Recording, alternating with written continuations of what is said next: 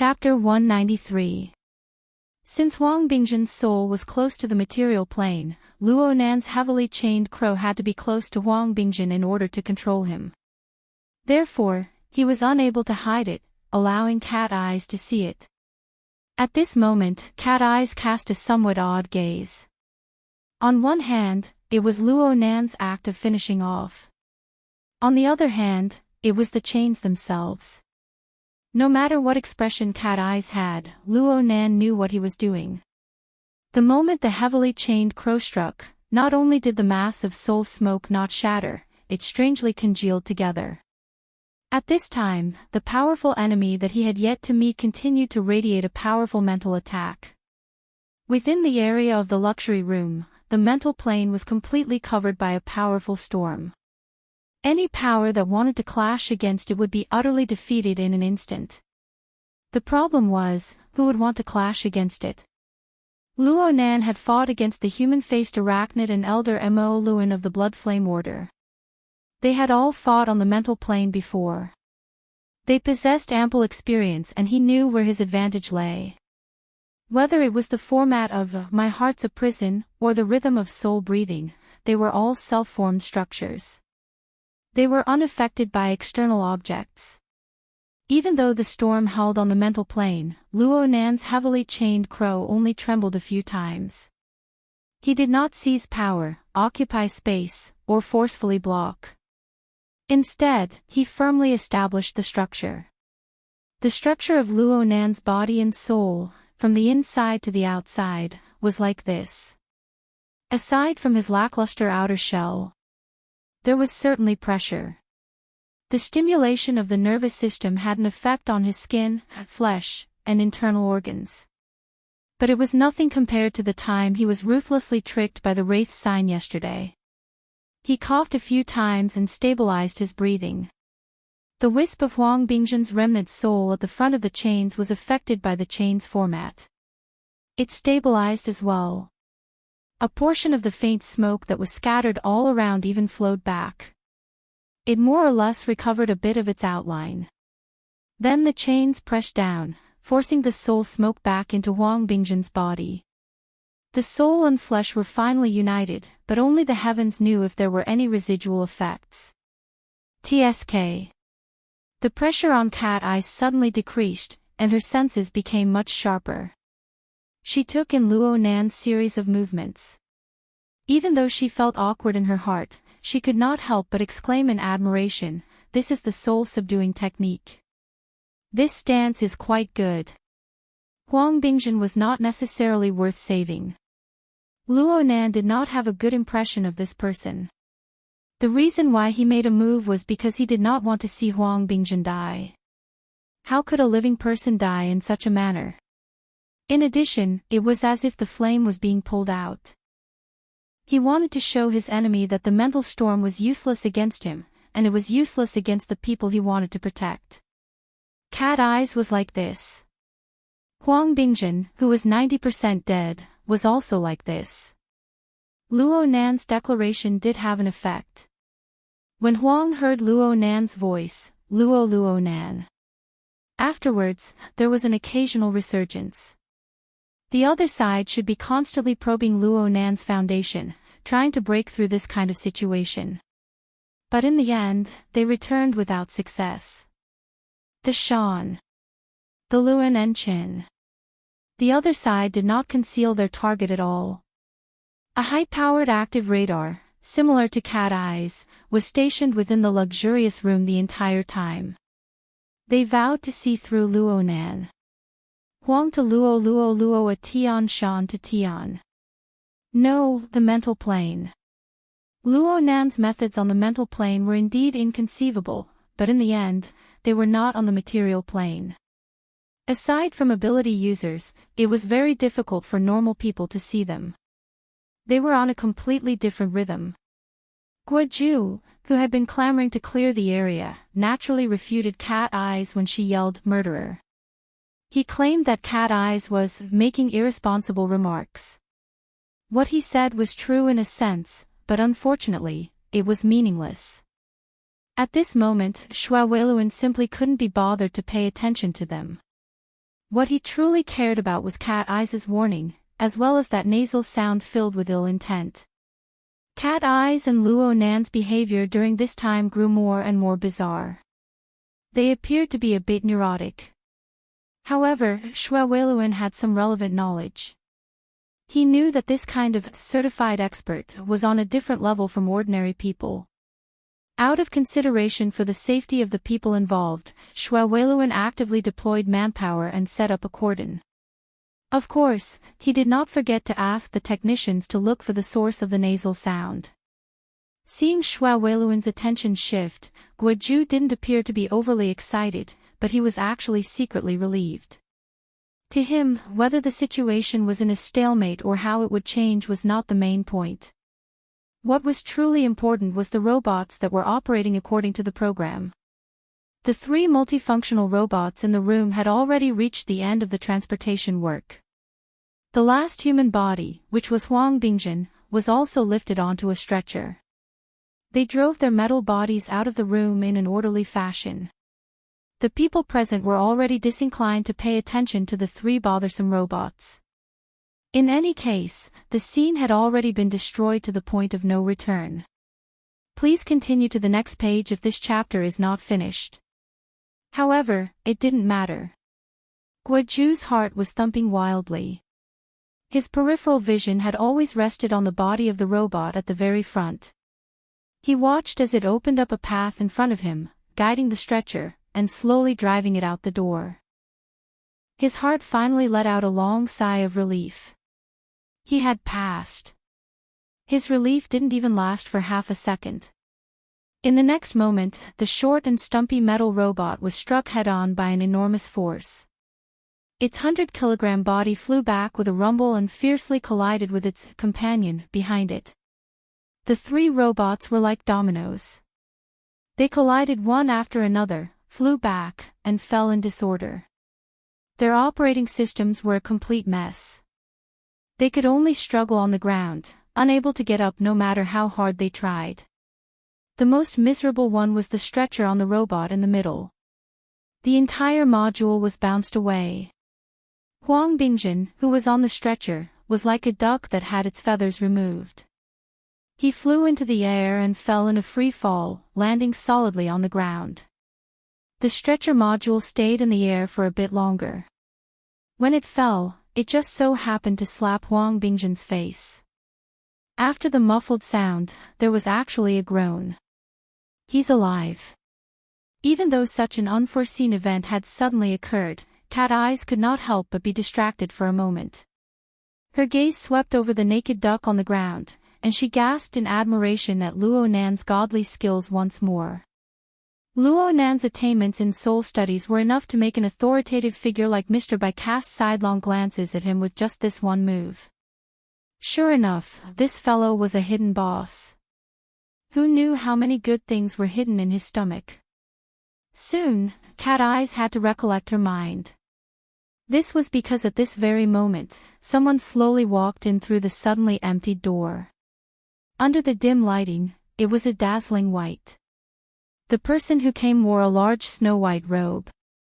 It was completely incompatible with the scene of real life. It was like the attire of a priest or a priest that would only appear in religious places. Compared to the standard of the robe, the color was truly excessive. Even under the disorderly lighting of the room, the robe seemed to be able to completely reflect all the colors of light, leaving only a dazzling and pure white. Guoju, who was not too far away from the door, had his heart about to jump out of his chest due to the robot being sent flying and damaged. But at this time, he suddenly thought of a group of people when he saw this dazzling white. His beating heart instantly got stuck in his throat, choking him to the point where he nearly suffocated. There's still one more chapter before dawn. Friends, you can watch it tomorrow morning. Chapter 194. No, no, no. They shouldn't know me. Chief Guo wanted to control his nervousness and remain calm as much as possible. If possible, he wanted to turn his head away and not look.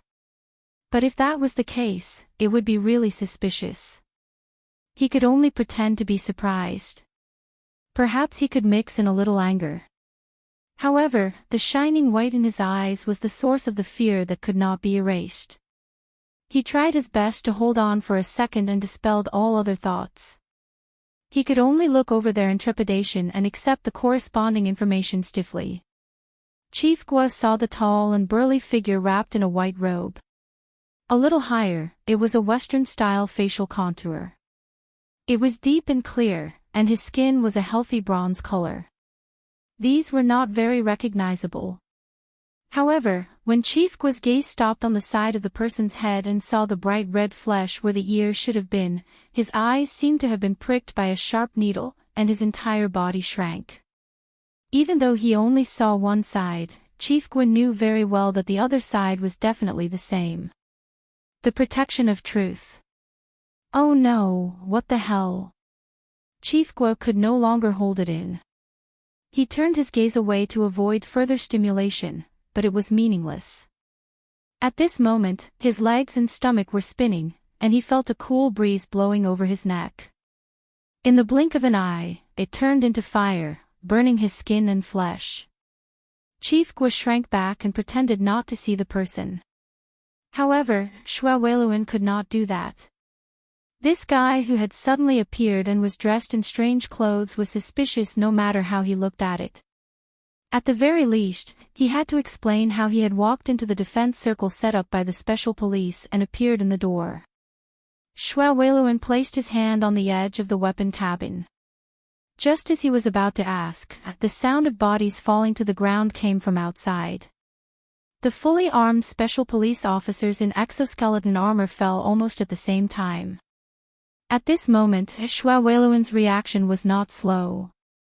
He instantly pulled out his gun and opened fire. The electromagnetic hand cannon specially prepared for the special police officers fired a fatal bullet. However, in the end, it only made a big hole in the door frame. The deflection angle was so big that it was beyond common sense. Xue Weiluan knew what was going on. The moment he pulled the trigger, his head was pierced by the invisible bullet first. The violent shock made him lose control of his body.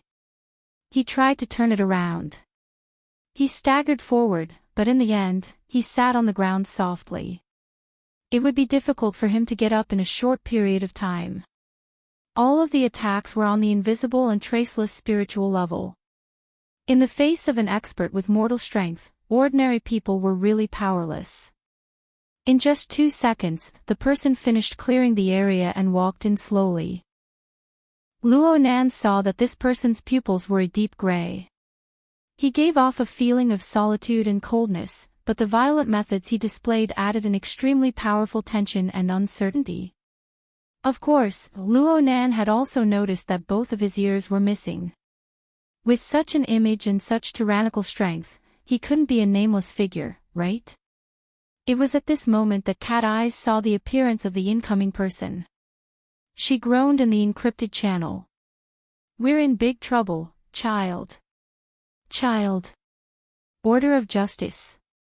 That's right, the Years of Truth, a fanatic of the Order of Justice. Luo Nan's eyes weren't blind. That Chief Gua is definitely related to the Order of Justice. Since he's from the same family, what's with that expression? Humph. The secular faction bumped into the truth faction. The shallow believer bumped into the fanatic believer. The replacer bumped into the executioner. It's already not bad that he's not crying for his mother. Just like all large organizations, the Order of Justice was unable to avoid internal disputes. This was especially true for a cult like theirs, which focused on the worship of holy objects and beliefs. Without the suppression of a powerful god, it was easier for things to go wrong. The Order of Justice's holy object was the distinctly black and white scales of truth. Within the order, the secular faction and the truth faction were like this scale. One was black and the other was white. They were separated on 2 sides. The 2 sides were just as their names implied. One leaned more toward the chaotic secular world, while the other leaned more toward the pure truth. The truth faction was dissatisfied with the secular faction's extraordinary actions in the sacred replacement. They believed that using the secular world's money, women, and turbid desires to replace the supernatural powers bestowed by the truth was a serious blasphemy. The secular faction snorted at the truth faction's harsh doctrines that were far from reality. At some point in time, the church's truth faction members began the purification project. They punished those who had gone too far during the deity substitution. Later on, the enmity between the two factions gradually accumulated. The so-called forms of punishment became more and more cruel. Quite a few truth executioners were born from this. Child was one of the most famous ones. His strength wasn't necessarily the strongest, but his habitual punishment of the mirror image of truth made people's expressions change. The basic concept was roughly this: whatever ability one obtained through the secular replacement, one would die under the circumstances created by that ability. Luo Nan understood a bit. It was no wonder that Child still didn't care about Huang Bingzhen's life even though he already had the absolute advantage. Now it seemed that he simply wanted Huang Bingzhen to die from the destruction of his soul. To the truth faction, there was nothing more disgusting than the fact that a person like Huang Bingzhen was alive in this world. The problem was that Child's intentions had been destroyed by Luo Nan. Child didn't immediately come looking for trouble with Luo Nan. According to the duties of the purification project, he still had a target that needed to be solved. Not far away from Child, Director Guo strove to maintain a bit of calmness, but it was useless. His entire body was trembling from head to toe. This was because he knew that the tall man standing behind him could take his life with a single breath if he really wanted to. Child walked to Director Guo's side and sized him up a few times. He opened and closed his mouth. His voice was deep and resonant. It was as if it could penetrate the eardrums of his ears. You don't need to worry for the time being. Using the price of the secular world to exchange for the achievement of the secular world still hasn't deviated from the original intention of the substitution. But who gave you the right to participate in the process of blasphemy against the truth? I. Director Guo opened his mouth to speak, but he couldn't find a suitable reason no matter what. He didn't even have the courage to turn his head. His face grew paler and paler, nearly transparent. Despair seeped out from within. The other people in the room were dumbfounded for a time. No one would have thought that Child would be this terrifying in Director Guo's eyes. It was easy to imagine the reputation and prestige of this executioner within the order of justice. Things don't seem too good. Chapter 195. Cat Eyes must have forgotten that she had been praising Luo Nan for using this standing posture. As for the question, Luo Nan knew the answer. Luo Nan's gaze first swept over Xue Weiluan, who was sitting on the ground. He confirmed that Uncle Xue had only suffered an attack on the mental plane and that he was not in mortal danger. Luo Nan let out a secret sigh of relief. Then his gaze fell upon the 3 scrapped robots. He pondered whether or not the special storage device was still in good condition. The faith product inside was specially designed for people like Huang Bingde and Guo Ju. It was also the root cause of tonight's situation. The unconscious Huang Bingzhen was blessed. The conscious Guo Ju was a complete tragedy. Guo Ju's body was shaking like a sieve. His gaze was stiff as he looked forward. He would answer whatever Child asked him. He could not even think about whether he could save his life or not. Child's voice was like a clenched fist, squeezing everything out of his brain. As for what would be left in the end, perhaps only the truth would know. Thanks to Guo Ju, Fairchild's attention was still on the other side. Luo Nan and Cat Eyes had a buffer. Cat Eyes shouted in the encrypted channel, "Where are the people behind us?" The encrypted channel began to flood. A fellow called Red Fox, who should have been behind Cat Eyes, arrived at the scene. He was already beginning to beat a retreat. "Fairchild? I'm just going to die. It's useless even if Kitty is here. Anyone else going to die?" Bamboo Pole, who had worked with them before, was also in the sequence. Fox plus Cat, X2 is also wasted. You guys are still alive. That message is truly shocking. There was also a fellow called Papercut who revealed some actual information. I personally saw the earless man in action last time. He's a master who went against the metal storm. His shield of truth is simply a bug. Are you guys sure you're still alive? Bamboo Pole concluded, let's outsmart him. Let's kneel first. This brother is quite skilled in killing the order of justice. Yuan sent over more detailed information at this time. Fairchild is indeed an all-rounder ability user, but his strength lies in the power of faith. He is one of the few who can draw upon the holy power of the scales of truth to form the shield of truth. He is an unstoppable fanatic for at least 90 minutes. In terms of defense, he is already at the level of a mortal. Cat Eye's eyes twitched when she saw this. Hey, reading the information is useless.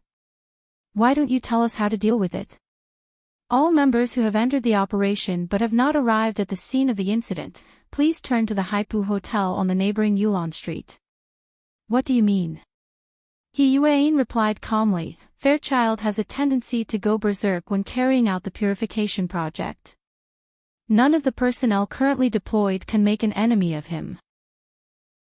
It will only cause unnecessary stimulation.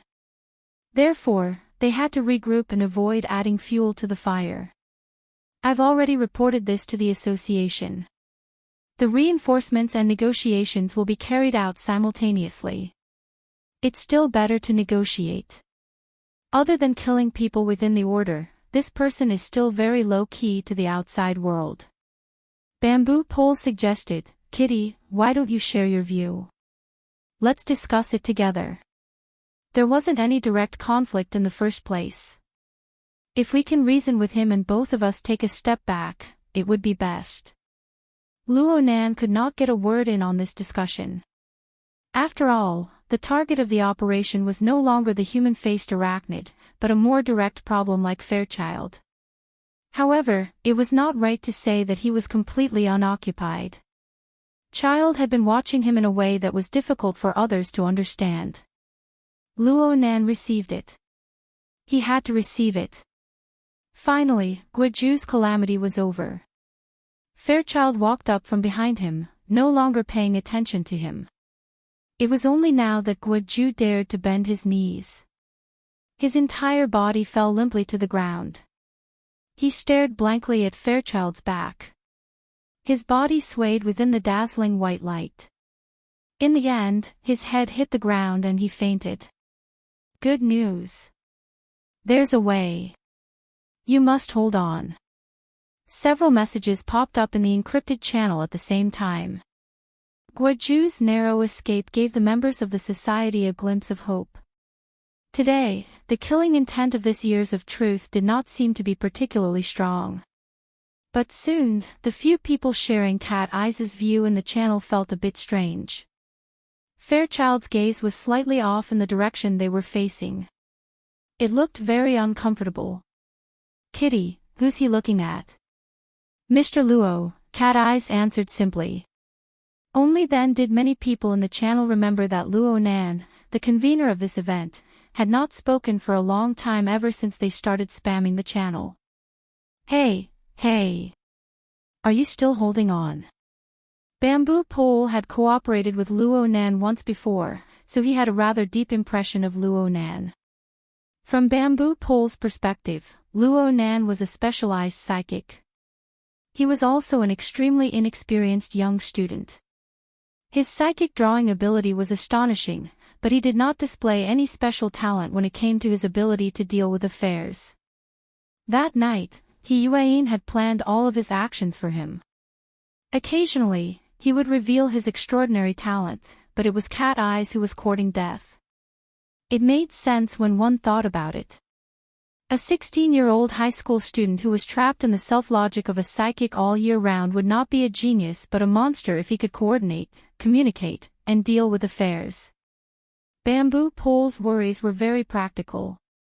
Would this half-grown kid be able to hold on when facing one of the most terrifying executioners of the order of justice? This did not just require courage. It also required wisdom, experience, cultivation, and even a bit of luck. Luo Nan did not respond. The people in the encrypted channel did not even know if he had noticed this message. "Kitty, what's going on with your partner?" "Yeah, he's under a lot of pressure." Cat Eyes shifted her gaze as she responded. This allowed the people in the encrypted channel to see Luo Nan's appearance next to her. It was just as Cat Eyes had described. Luo Nan's body was clearly a bit stiff. His face was the same. At the very least, it did not appear to be alive. Luo Nan's gaze was fixed straight ahead, meeting with Fairchild's dark gray pupils. Luo Nan's face was expressionless, but Fairchild's body language was alive. It was coordinated from top to bottom, revealing calmness, callousness, and dignity. As for Luo Nan, the muscles of his entire body were stiff. Anyone could see the tension and pressure he was under. "Hey! Hurry up and wake up. Relax your breathing. He can't hear us. He's done for. He's completely suppressed. It's already pretty good that he can look him in the eye. How old is he?" Fairchild doesn't care about his age. That Huang Bingjin doesn't seem to be much older than Luo Nan. Amidst the chaos, there were people who were baffled. Why is he focusing on Luo Nan? What is Fairchild thinking? Could he have seen that Luo Nan is a psychic? The Order of Justice definitely doesn't lack psychics. They rely on psychics to make a name for themselves. Wave after wave of messages flooded the encrypted channel. Some used text, some used voice, and some simply used telepathy. All sorts of methods were mixed together, turning it into a pot of porridge. But in the next instant, all the chaos froze at the same time. This was because Fairchild's lips opened and closed. His deep and low voice flowed clearly within the room. Chapter 196. What chains? Other than He Yuan in the encrypted channel, everyone else was baffled. Although Cat Eyes knew what was going on, it was very complicated for her to clearly describe it. She could only give a simple explanation: it's an application technique of Mr. Luo's on the mental plane. This explanation confused the technique and nature of Luo Nan's ability, but no one could point it out. Fortunately, Fairchild had his own opinions. He was not affected by the encrypted channel. He spoke slowly with a deep and vigorous voice. "Looking at your chains is like looking at an airtight prison. Rules, laws, temperance, control. It possesses a pleasantly surprising sense of order. I really like it." This kind of evaluation, this kind of form, made everyone feel very surprised. It was like praise, but it was also like idle chatter. It caused the tense atmosphere to gradually ease up. This was a very good start. The problem was that everyone could see that Luo Nan was not good at this kind of situation. His reactions were very slow. He actually missed the best opportunity to communicate. He faced Fairchild directly and did not make any response even when Fairchild's voice completely dissipated in the room. He maintained his silence from beginning to end. From the perspective of a group of onlookers, the atmosphere eased up for less than 2 seconds before turning awkward and stiff once more. Everyone in the encrypted channel beat their chests and stomped their feet. What a waste of an opportunity. Cat Eyes felt it even more clearly. She was a bit anxious and took a step forward, wanting to negotiate with Fairchild in Luo Nan's place. But when she took this step and was halfway in front of Luo Nan, Cat Eyes suddenly choked up. The words she had prepared were inexplicably unable to come out of her mouth. Her momentum weakened by a third. It was not easy for her to speak, so she unconsciously changed her words. "Mr. Fairchild, we believe that all of this is a misunderstanding. We accidentally encountered this filthy secular exchange while we were chasing the human-faced arachnid. We are also trying to stop it." Fairchild remained expressionless. He did not even glance at Cat Eyes. He just replied with a proverb, when truth stands at the forefront, the secular should retreat. Cat Eyes opened her mouth, but she suddenly felt speechless. It was not just because of Fairchild's cold words. More directly, it was because she suddenly discovered that under the awkward and stiff atmosphere, there was something more direct and... This chapter is not finished. Please turn the page. A dangerous undercurrent. The undercurrent surged on the mental plane. Moreover, it was a deep region that Cat Eyes found very difficult to perceive. It was only when Fairchild opened his mouth that a large fluctuation occurred in the mental attack, allowing Cat Eyes to peek at part of the truth. The sound of the heavily chained crow continued to reverberate. It was filled with the smell of danger and danger. This allowed Cat Eyes to confirm that Luo Nan and Child were engaged in an invisible contest right next to her. And she actually knew nothing about it. Cat Eyes did not know when this contest began or how long it lasted, but at this moment, she truly felt that she was an outsider, and a blind one at that. In the encrypted channel, Bamboo Pole noticed a problem. Stand at the front. It seems like Fairchild really does look at Luo Nan differently. Cat Eyes did not reply. She was still recovering from the scars of the attack. After all, Bamboo Pole did not understand the situation and could only make wild guesses. That won't do. Fairchild has already made his stance clear. If we don't get a response and don't meet his expectations, no one knows what he'll do. How is Mr. Shaman's theoretical research? Between soul studies and philosophy, which one is better? Also, you can't get entangled in techniques when it comes to communication. At Fairchild's level, he can completely distinguish all lies. Just speak normally. Say whatever you want. I'll give it a try. Luo Nan's sudden response stupefied everyone in the encrypted channel. Actually, Luo Nan had been paying attention to the information in the encrypted channel all this time. He was very clear about the things that Bamboo Pole, Red Fox, and the others were discussing and worrying about. Luo Nan and Fairchild were indeed still confronting each other on the mental plane, using this special method to communicate. However, this did not mean that Luo Nan was satisfied with this. He actually did not feel too good. Due to the continuous use of soul strength, the pressure his body endured was gradually increasing. Soreness, pain, stiffness. His nervous system transmitted all sorts of negative effects to every part of his body. They were fed back one by one, forming a vicious cycle that continued to increase. If a simple verbal exchange could satisfy everything, why would he need to take this unnecessary risk? However, Luo Nan really did not know what to say. His mind spun round and round, but no matter how he thought, he was unable to find a perfect response. He knew nothing. Please continue to the next page if this chapter is not finished. Dao. How could communication between people be perfect in every aspect? In the end, his fear and suppression had taken the upper hand. Furthermore, he had the goal of stalling for time, so he was limited in every aspect.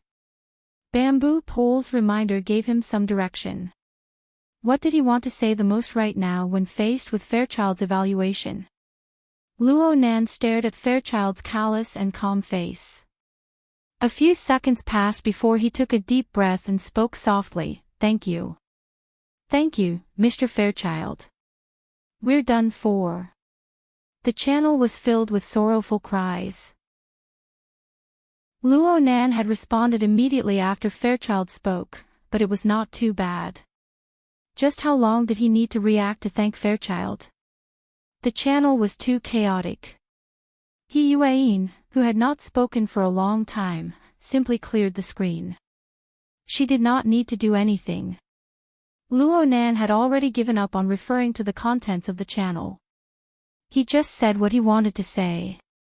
This is one of the results of my grandfather's research. I call it, my heart's a prison, the prison of a prison. Based on the foundation of formatting theory.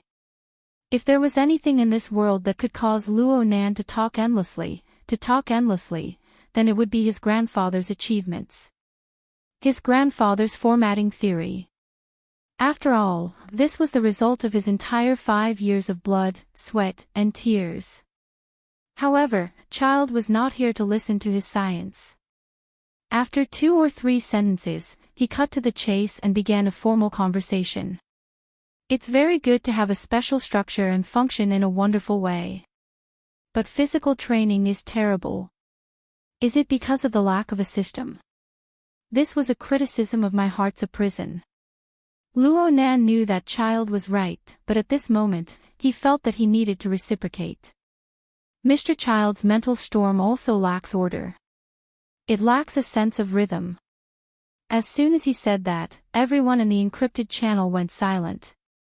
They couldn't even utter a single word. Why did he suddenly become angry? When he finally came back to his senses, the channel was filled with notifications. Steady. Just bear with it for now.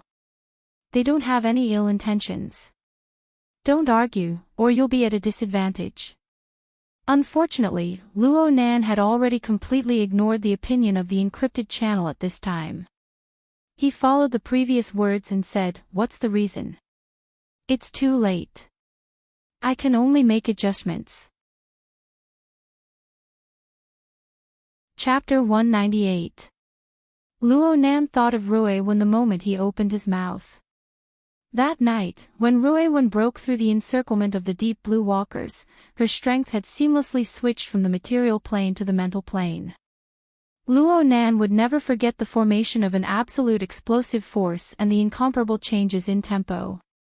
Luo Nan had never truly experienced Fairchild's strength, but Ruiwen was above him in terms of tempo coordination. It was precisely because of the lack of a harmonized rhythm that the pressure Fairchild exerted on him during the confrontation on the mental plane was erratic and intermittent. The impact of the mental storm was very difficult to achieve Ruiwen's explosive power. Compared to the Blood Flame Order's Elder Mo Luin, it was much weaker. But was the difference between Fairchild, Ruiwen, and Mo Luin that obvious? Even if he did not compare Ruiwen, why did he feel that the boldness of this Years of Truth was above that of Mo Luin? This was Luo Nan's doubt.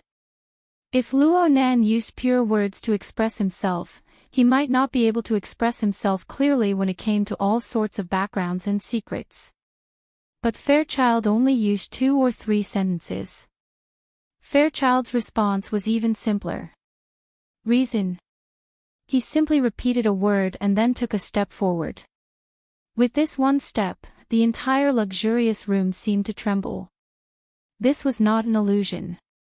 The equipment, the furnishings, and the people standing, sitting, kneeling, and lying in the room all trembled slightly.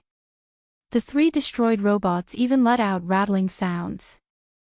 A dazzling halo of light spread from Fairchild's chest. It instantly enveloped his entire body and illuminated the entire room. Every corner of the room was completely devoid of shadows. Even the finest hair could be seen. It was at this moment that information exploded in the encrypted channel. Ah. The Shield of Truth. He's gone crazy. He's going to fight without saying a word. He's really courting death. He's done for. Where's the negotiation? Where's the backup? Kitty, run. Faster.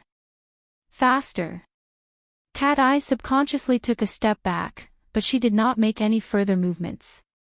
This was because Luo Nan did not move a single inch when facing Fairchild's terrifying pressure. At most, he coughed twice. The pressure on Luo Nan's body grew even greater, but that was all there was to it on the mental plane. Please turn the page if this chapter is not finished. Child. He narrowed his eyes slightly and looked at Fairchild. The dazzling sound and light effects. As Fairchild released his aura, the surrounding environment was inevitably affected. It was no longer just the luxurious room that was trembling. The entire Frost River reality seemed to be trembling. Was Child going to make a move? Luo Nan didn't think so. At this moment, what appeared in front of him was an energy and information operation structure built with his physical body as the foundation. Due to the limitations of the material plane, the structure was not as intuitive as the spiritual plane. The details could not be seen clearly, but the general principle was still clearly presented. The material plane and the mental plane pushed and interfered with each other, forming a vortex that existed on both the material plane and the mental plane at the same time, forming a dynamic yet stable structure. Child's spirit and body were one in this structure, supporting and interacting with each other. This was Child's reply.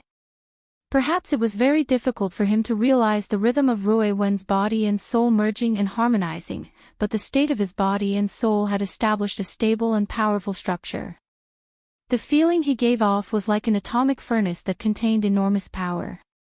The mental and material interfered with each other inside, colliding intensely.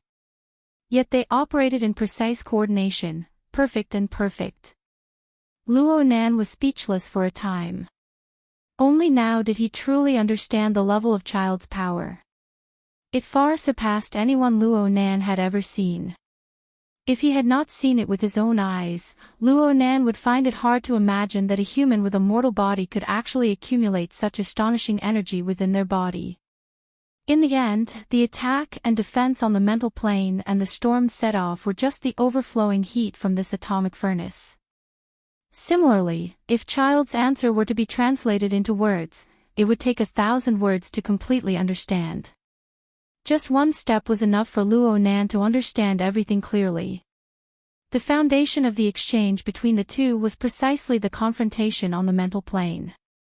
The heavily chained crow and the mental storm, one defensive and one offensive, collided and probed at each other every moment. All they needed to do was to repeat some of the situations that occurred during their exchange using words. Compared to the reality of the plane, perhaps it was closer to the original intentions of the two. Luo Nan had to admit that he was very suited for this sort of exchange. It was simple and direct, saving him a lot of meaningless words. This chapter is not over. Please turn the page. There was no need to express any attitude. All intentions were clearly revealed through the mutual collision and probing on the mental plane. The only problem was that this sort of exchange was too strenuous. Luo Nan's soul could withstand it, but this did not mean that his body could. So, he tried to use more words to translate.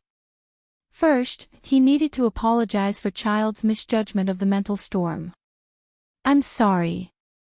However, I don't think that my grandfather's theory isn't systematic. This situation only occurred because of the choice of method and the lack of depth of understanding in his early years. Everything else didn't matter. There was only one point, and that was Child's evaluation of formatting theory's lack of systematicness. This made Luo Nan very dissatisfied. The format of My Heart's a Prison was the result of systematic research. However, Luo Nan had chosen a dangerous method. He used psychotropic drugs to gradually correct the format of his nervous system, ultimately obtaining this ability. He had neglected the problem of his body during this process. This was also because he had not truly understood the essence of the formatting and the operational structure of energy and information in the past 5 years.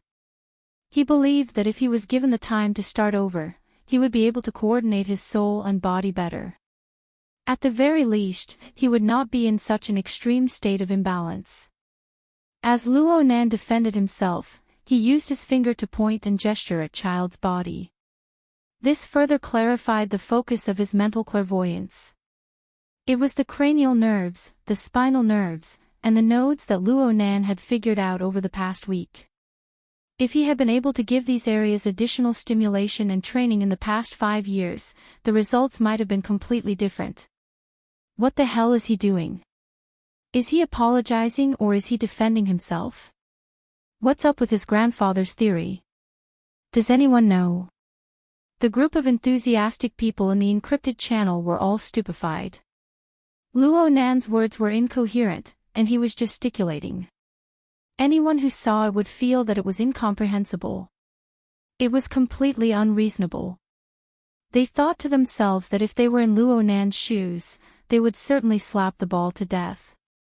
But looking at the current situation, Child did not make a move. Not only did he not make a move, but his dark gray eyes were focused on Luo Nan. He looked extremely focused. What was this? An exchange between a madman and a fanatic. They were surprisingly in tune. Chapter 199. It was already 8 o'clock in the evening. The rain was still falling endlessly from the sky. Bamboo Pole held an umbrella as he walked leisurely on the main street. On the side of the road, an enchanting beauty was grumbling to her companion in a low voice.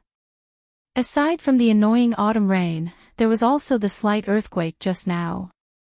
Bamboo Pole kept turning his head until the enchanting beauty's figure disappeared into the depths of the stream of people. If he did not have a mission tonight, he would not have minded a beautiful street encounter. As for the beginning of the conversation, there was no harm in saying, actually, it wasn't an earthquake just now. It was just two brothers with mental issues having a heated conversation. At this moment, Fairchild's voice came from the Hexier. Your order is reflected in your soul. My order is reflected in my fleshly body. We have only completed one side of the problem while hoping to fix the flaw on the other side. The only difference is that I can continue to search for a solution, just like your chains. But you must first complete a difficult surgery and make a systematic correction. The error lies in the theory or in the choice. It will not change the result. This was the longest Fairchild had said tonight. Bamboo Pole found the feeling of being a kindred spirit funny and strange when he heard it. Hold on. Fairchild was implying that he was very interested in Luo Nan's My Heart's a Prison format. Forget about anything else. As long as this conversation got out, the name of Mr. Psychic and his formatting theory would certainly soar. It would resound throughout Xia City. But was that thing really that useful? Bamboo Pole walked into Yulon Hotel with doubts. He took the elevator straight to the 89th floor. This was a restaurant. At a table by the window, a young man wearing a red jacket waved at him. Hey buddy, the best spot.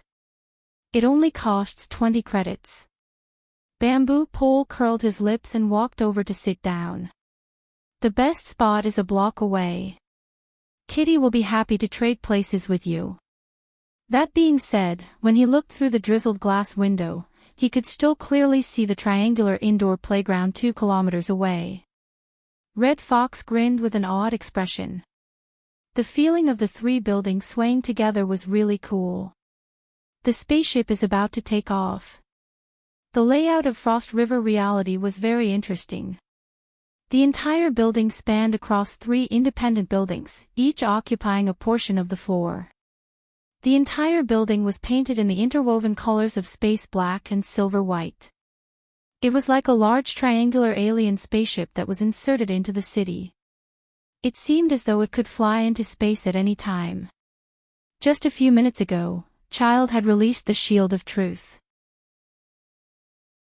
It was an exaggeration to say that it had shaken 3 buildings, but the strong sense of oppression that spanned the mental and material planes and radiated to the surrounding area covered a surprisingly wide area. Along the way, Bamboo Pole encountered pedestrians everywhere who thought it was an earthquake. Roughly estimating, the radius had already exceeded 3 kilometers. It was truly monstrous. On the other hand, Luo Nan and Cat Eyes, who were in front of Fairchild, were not affected too much. Perhaps Fairchild really was looking at them differently. As a technician, Bamboo Pole was not like the Red Fox. Once he was on standby, he would have nothing to do. The moment he sat down, he took out the foldable flexible screen that never left his side and started working. With a few movements, he connected to the monitoring system of Frost River Reality and the surrounding buildings. Logically speaking, even if he was an expert in information electronics, this would still be very difficult to accomplish. However, the society always had shares in Frost River reality. They had quite a bit of relevant authority. Relying on the temporary authority Yuan gave him, it was relatively easy for him to do these things. Hundreds and thousands of monitoring images switched back and forth on the flexible screen.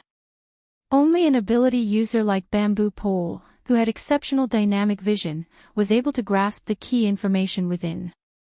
Red Fox stretched his head out to take a few glances. He was extremely puzzled. What's the point of doing all this right now?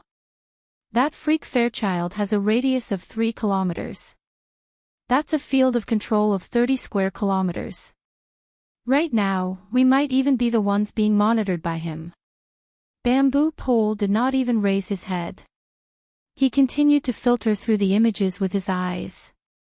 It's not that exaggerated. The resonance range of the shield of truth and the field of control are different. A ratio of 10:1 is already quite amazing. After all, it's a kind of cultivation where the body and soul are fused together. How can it be the same as mental senses? Oh, I forgot. You're an expert in the research of secret orders. Red Fox was the first to breathe a sigh of relief. That earthquake just now had really increased the pressure on him. He was feeling much better now. Don't relax too early. Fairchild has never been a high-profile character. Just now, he actually released the Shield of Truth without the slightest scruple to cover 30 square kilometers. He must have another goal. What's his goal?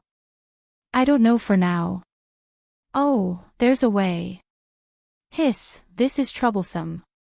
The monitoring images were constantly being cut down. The images of certain people were becoming more and more prominent. Bamboo Pole transferred these images to the psychic wave network. Then, he edited and annotated them before cutting into the encrypted channel. This was so that everyone involved in the operation could see it. Kitty, pay attention. The Order of Justice's secular side can't hold it in any longer. The Knights of Equity have already arrived, at least 2 small squads of 10 people. At least half of them have entered the field.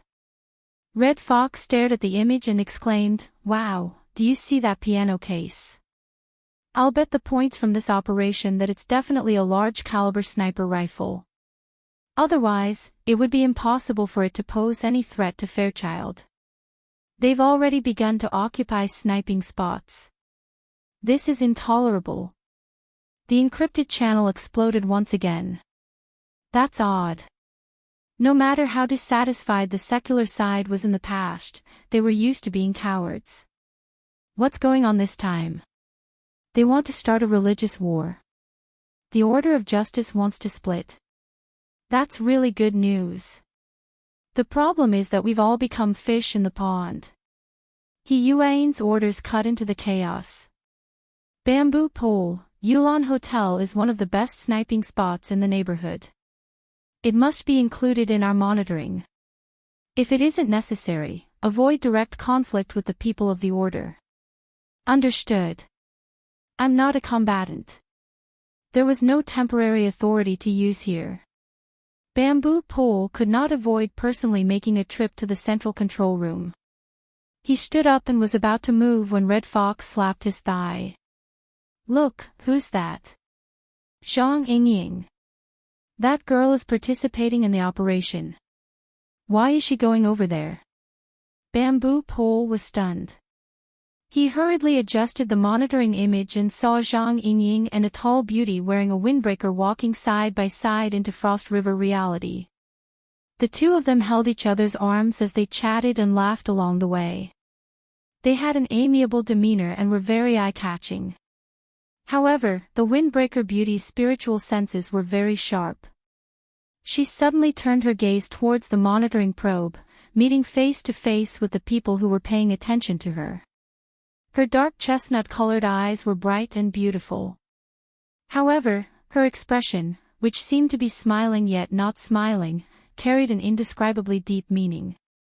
Bamboo Pole inexplicably felt that this woman was familiar, but he could not recall where he had seen her before. Before he could finish his thought, Red Fox pushed him. Look! From their angle, they could see the low-altitude flying shuttle stop above the rooftop of Frost River Reality. Yuan's tall and slender figure descended from the sky behind the blurry curtain of rain.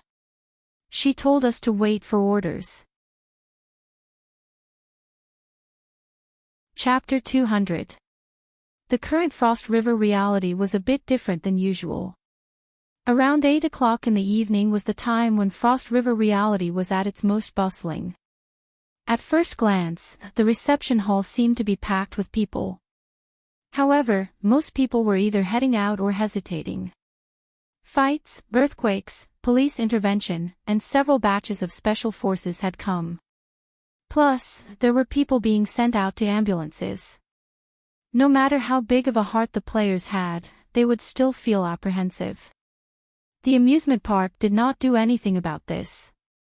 After Shua Weiluan and Ian Lee's conversation, the group of managers no longer held any hope for tonight's revenue in the spirit of cooperating with the police. They let the police torment them.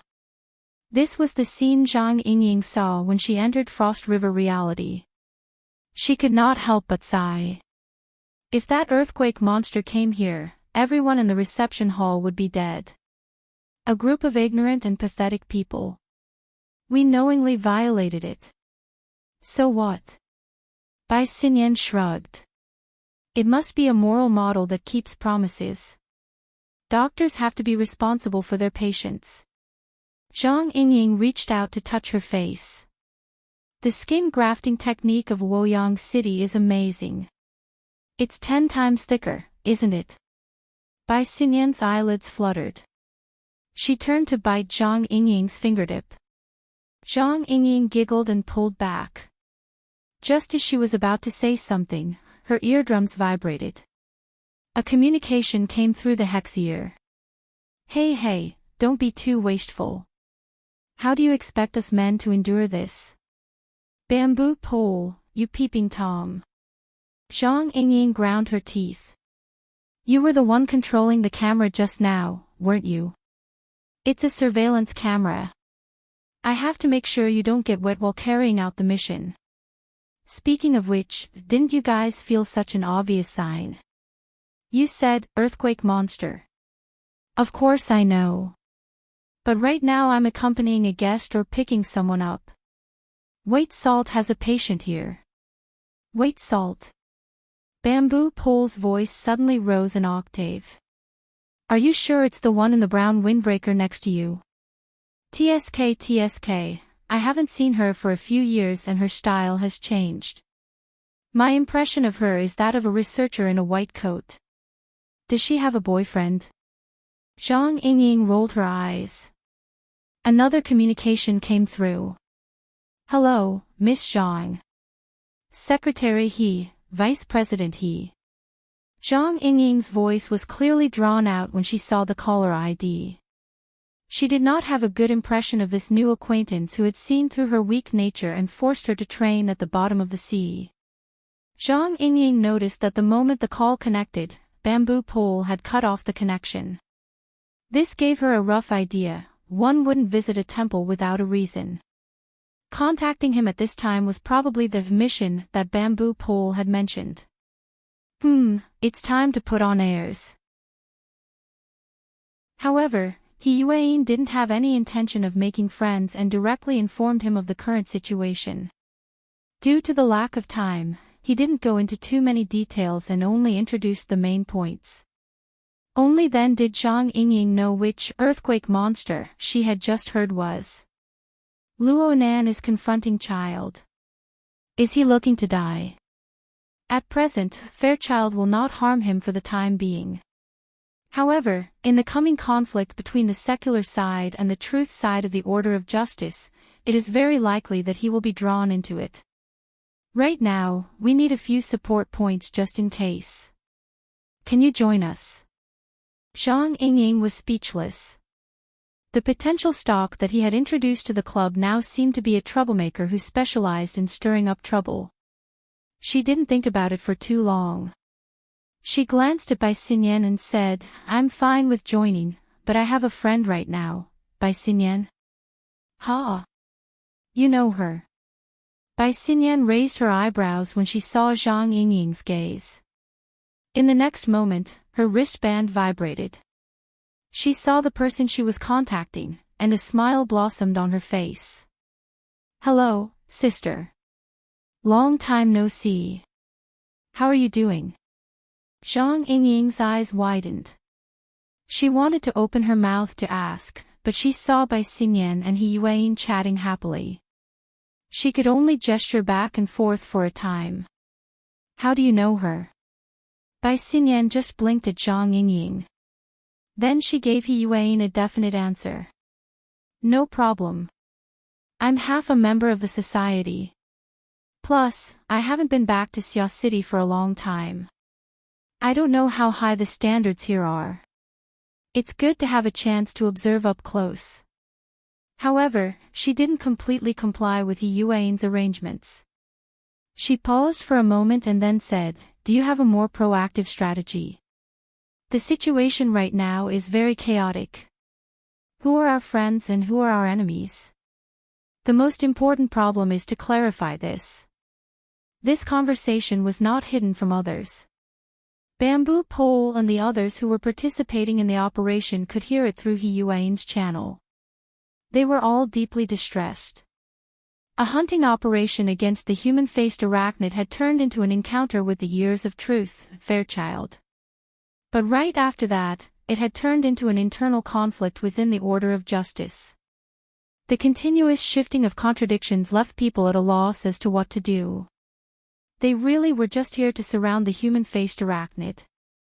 But right now, powerful characters and powers were endlessly joining in, forming a giant maelstrom. The momentum grew fiercer and fiercer, and it looked as if there was no direction to speak of. These people felt a great deal of pressure even though they were just there to provide support. In reality, there were already people who were beating the drums of retreat. Red Fox's desire to fight had never been too strong. Right now, the Order of Justice is in a catfight. It's not appropriate for us to get involved, right? Most of the secret order are madmen. If an all-out war between the society and the order is ignited, then who will be responsible? Someone called Metal Box immediately appeared in the encrypted channel. He gave Red Fox's post a thumbs up. He had yet to arrive at Yulon Hotel, but he didn't want to come. The society's mission briefing still has the human-faced arachnid written on it. Where the hell is the human-faced arachnid? I just saw Fairchild. When the mission ends, how will the points be calculated? This mission is too unreliable. The Wilderness Explorers Society had never been an organization with a powerful binding force. It was very difficult for a group of ability users to truly follow orders and prohibitions. For example, during the operation against the human-faced arachnid last time, Black Beetle and He Yuan had a disagreement and Black Beetle had simply withdrawn. Afterward, Black Beetle was unable to do anything to Black Beetle. What's more, the chaotic and ever-changing direction of the operation gave people an excuse to withdraw. With Red Fox and Metal Box mentioning it, even Bamboo Pole, who had fought together with Luo Nan, could not help but be moved. What about the others? Zhang Yingying had just entered the encrypted channel when she saw the scene of collapse. She was stupefied for a time. She turned to look at Bai Xinyan. She did not know what to say. Bai Xinyan was smiling as usual. She was not a member of the society. She did not have the hex ear, so she could not see the changes in the encrypted channel. Right now, she was waiting for He Yuan to reply. However, before He Yuan's reply could arrive, a wave of commotion was transmitted from the activity area of Frost River reality. Attack! A terrorist attack! The special police in the luxury room of Area A have been attacked. Dead bodies litter the ground. The transmission of the information was not particularly clear in the beginning. However, at the entrance to Frost River reality, a man and a woman had just met. They were having a difficult conversation with each other. They were especially sensitive to this kind of information. After a moment of shock, the man did not say anything further. He buried his head and charged into the hole. The woman did not manage to pull him back. She cried out involuntarily. Shwele. Chapter 201. Inside the luxurious private room in Area A, Cat Eyes let out an irritated breath. She forced herself to shift her attention away from the chaos of the encrypted channel. But when her gaze turned to the two people in the private room who were still communicating with hand gestures, she felt that it was much more fun to quarrel in the encrypted channel. The entire situation was stirred into chaos by the whirlwind storm, but there were still some people in the center of the eye of the storm who didn't have the slightest awareness. There was no need to talk about Child. After all, he was one of the most powerful people in Summer City right now. He could be ranked as an extraordinaire. But the other person. What makes you think you can do this? Luo Nan unconsciously took a step forward in front of Cat Eyes. The distance between him and Child had already closed to within 3 steps. Luo Nan could practically reach out with his hand. In fact, Luo Nan really did reach out with his hand. His hand swung out at an angle. It seemed as if his hand had sliced past Child's head. Child's expression didn't change. He had an extremely serious and focused appearance. Luo Nan retracted his hand and spread it open again. That's waste heat. I agree with this description. Since it's waste heat, how can it be controlled? This is the problem I'm facing. My problem is a dangerous surgery, but it can be done in theory. Your problem is simply a logical error. How can it be done?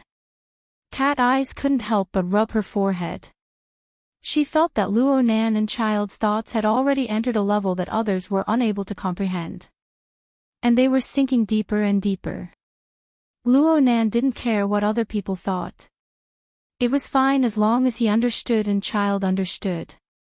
Luo Nan's original intention of using words to replace communication on the mental plane was already left behind without a trace, starting from whether or not formatting theory was systematic or not. He was convinced that this method of communication was indeed the most suitable for him. He and Child revolved around the core of the structure and order of the mental and material planes. They kept going deeper and deeper. The rules of the mental plane, the order of the material plane, the interference and influence between the two, the confusion of form and soul, the change of rhythm, and so on and so forth. Luo Nan only had a smattering of understanding of many of these things. Perhaps he knew but didn't know why. But no matter what thoughts and questions he threw out, Child was always able to understand and respond. Child used his nearly perfect shield of truth state to give the most direct demonstration. Similarly, the situation Child described was always able to evoke Luo Nan's inspiration and resonance. He stood on the theoretical basis of formatting theory and combined it with his own practice, as well as Raven and Jack's exquisite and intuitive demonstration that night. In terms of soul configuration, blending of form and soul breathing, he was always able to come up with something that made Child's eyes light up. During this process, Luo Nan's originally somewhat muddled train of thought gradually cleared up. This was especially true in the domain of the interaction and interference of the mental and material planes. Some specious things were swept clean. Luo Nan's mind was unprecedentedly clear. In comparison, the physical stress was nothing. However, as the two of them cleared up their train of thought, the conflict that had never been seen before also appeared. The main source of the conflict was Child. This Ears of Truth saw the wonders of the format of My Heart's a Prison, and even soul breathing, and praised the order at the mental level that it brought. But what he hoped to do wasn't just to see clearly. If Child's structure of form and soul could be viewed as an atomic furnace, then this powerful structural system was mainly established on the material plane as a foundation. Its main area of effect was also on the material plane. What manifested was his powerful body and defensive abilities that transcended the mortal plane. This structural system was powerful and highly orderly, but it was also relatively closed off. The soul and flesh interacted with each other, each occupying their own position. No matter which side it was not easy to leave the circle. Because of this, Child's development on the mental plane was limited while he obtained powerful physical strength. The storm he formed on the mental plane was nothing more than a reuse of the overflowing heat of the atomic furnace. Luo Nan couldn't be compared to Child, but he could use Raven to make a comparison. Raven's blending of form and soul pursued the seamless transition of multiple planes. She could rapidly jump between different frequencies of the mental and material plane. She possessed inconceivable adaptability, flexibility, and explosive power. Child, on the other hand, was fixed on one level and one frequency. He took this structure to the extreme and slowly expanded its range of influence. Luo Nan couldn't say the pros and cons of these two models. He could only say that if Child had been in Raven's position last Sunday night, then the charged particle cannon on the artificial lake in the park might not have been effective. But if time was pushed back and Child fell into a state of unconsciousness due to the brain pulse, it would be very difficult for him to wake up on his own. He could only be trampled upon. Of course, it was better to directly burn Child's head than to form a pulse that could knock him unconscious. From the perspective of Luo Nan's understanding, Child was already sufficiently powerful. His atomic furnace was the structural system formed from the shield of truth of the Order of Justice's secret cultivation technique. Its firmness and solidity had already surpassed the imaginations of humans. But from Child's point of view, this wasn't perfect. The purpose of cultivation is to explore the truth. We need to observe this world from a more holistic perspective. We need to discover the profound mysteries hidden deep within the world. We need to clarify the order of the world. Nothing is more important than observation. Observation is the most crucial ability for humans to understand and order the world. Currently, at the level that I can reach, my exploration is about to come to an end, but my observation ability is limited by the current structure system. Whether it is in terms of depth or breadth, it is difficult for me to make any progress. This is absolutely unacceptable. Then do you know that there are people drooling over your steel body?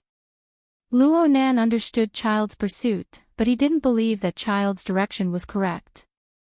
Your observation is limited because of your own structural system. I call it the self-format, a high level of order. It affects and disturbs the external environment at all times. Your self-format absorbs negative entropy, and the external heaven and earth format increases entropy, producing waste heat. Then it's normal for there to be no order and no rhythm. You can use it, but it doesn't mean that you can break free from this format and start anew. It just means that you are expanding the range of control of the self-format. You are constantly distorting the heaven and earth format for your own use. You are influencing the material plane to the mental plane. And I am the exact opposite. Looking at it from this perspective, Cat Eye's judgment of Child being an all-rounder was wrong. Child's foundation was still on the material plane. He was a fleshly body strengthening from head to toe. It was just that he was so powerful to the extreme that he formed an astonishing interference power on the mental plane.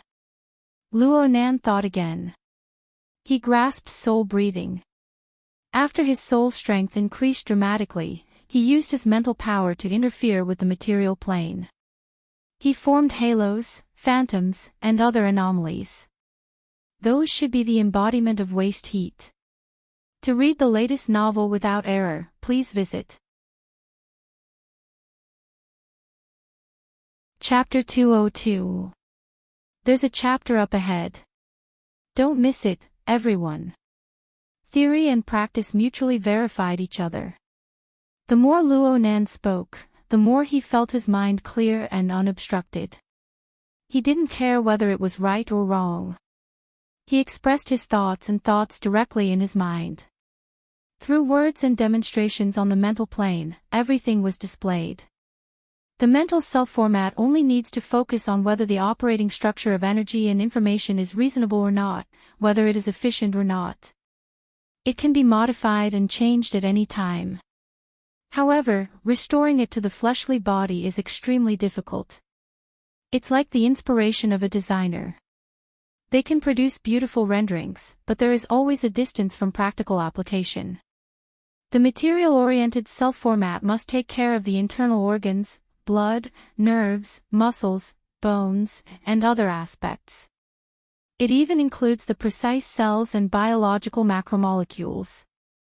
This is like the work of an architect. He must fully consider the practicality of every material and every structure. This was not Luo Nan speaking carelessly. Instead, it was the subtlety that was reflected in Fairchild's previous demonstration. Even though only the tip of the iceberg was revealed, it made Luo Nan gasp in amazement. Observation is the vocation of mentally enhanced people. They use observation to understand the operating principles of all things in the world. They use observation to experiment and predict a more precise and efficient operating structure of energy and information.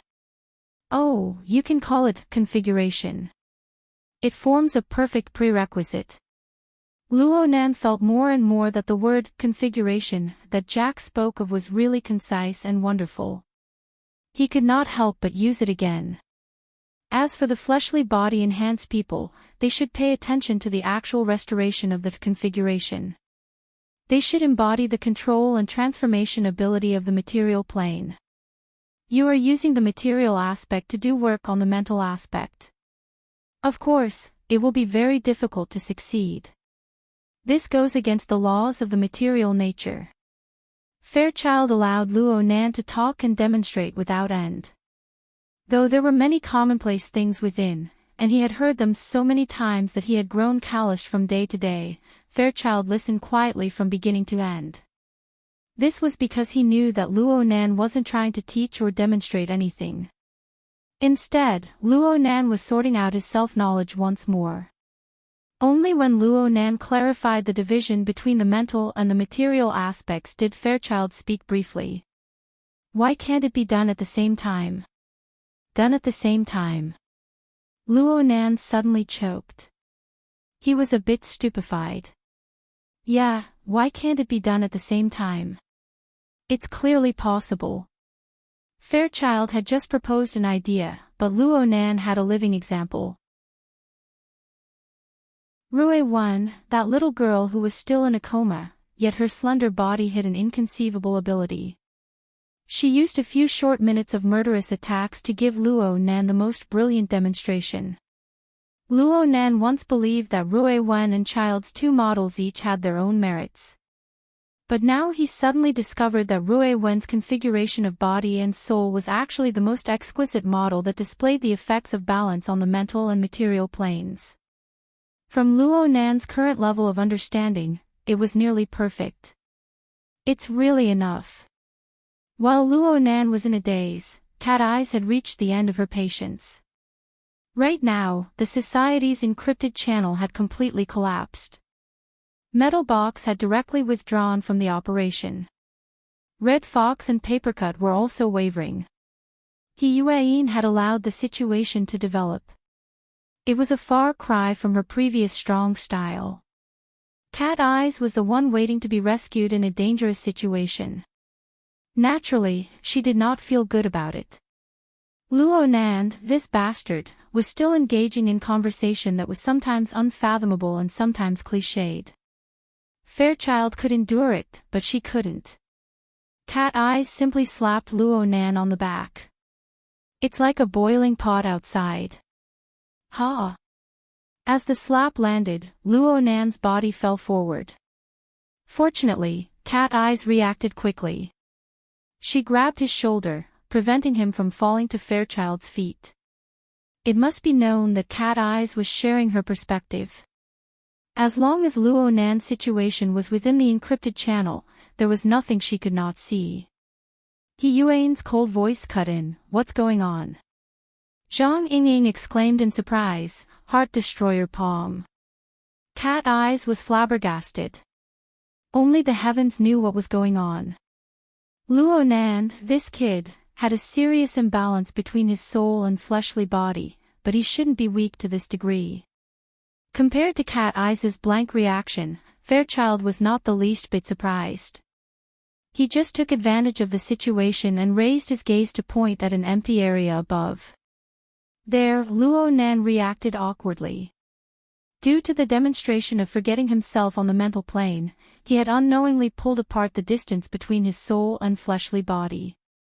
He had accidentally left his body. Fortunately, he had penetrated deeper on the mental plane. Fairchild, who had been communicating with him all this time, was able to lock onto Luo Nan's position. If he did not leave his body once, it would be hard for his fleshly body to avoid suffering. Luo Nan sighed to himself and was about to go back when Fairchild's telepathic thoughts cut in at this time. He continued with the previous topic. Balancing isn't a compromise. It's a pure correction. Have you ever tasted that feeling? It's like sleeping peacefully within the membrane of a fetus. It's like melting within the radiance of truth. Every breath connects the inner and outer worlds. It's truly exhaling the old and taking in the new.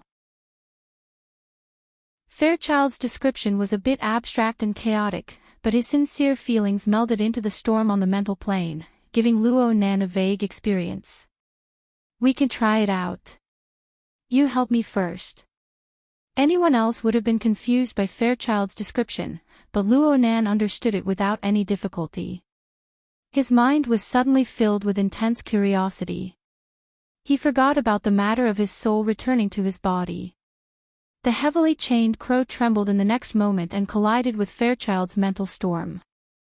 Luo Nan's heavily chained crow maintained a defensive stance even during the long standoff and exchange. But this time, under the intentional control of both sides, the offensive and defensive momentum reversed. The heavily chained crow suppressed the mental storm for the first time, invading Fairchild's outer control circle. The power of the format of "My Heart's a Prison" instantly took effect, sending the format's own order into the depths of this layer of waste heat. This could be considered a kind of blessing, just like it did for Rui Wen and Ink. In this instant, Luo Nan's consciousness cut into the range of Fairchild's mental senses for a brief moment. He brought an area with a radius of 300 meters into his clairvoyance. The cross-section of this vast space was nearly 300,000 square meters. It covered the entire Frost River reality. The high-speed flow of energy and information converged with a rumble. Through a special configuration, the information was sorted out and analyzed. The layers were arranged in a clear and detailed manner. Fairchild narrowed his eyes and quietly experienced this marvelous experience. The profoundness was by no means a simple, all-encompassing perception.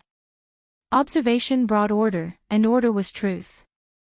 At the same time, observation brought pressure. Because Luo Nan had received Fairchild's mental senses and the corresponding information, it was like he had received an enormous chain hammer that spun at high speeds. His entire soul trembled violently.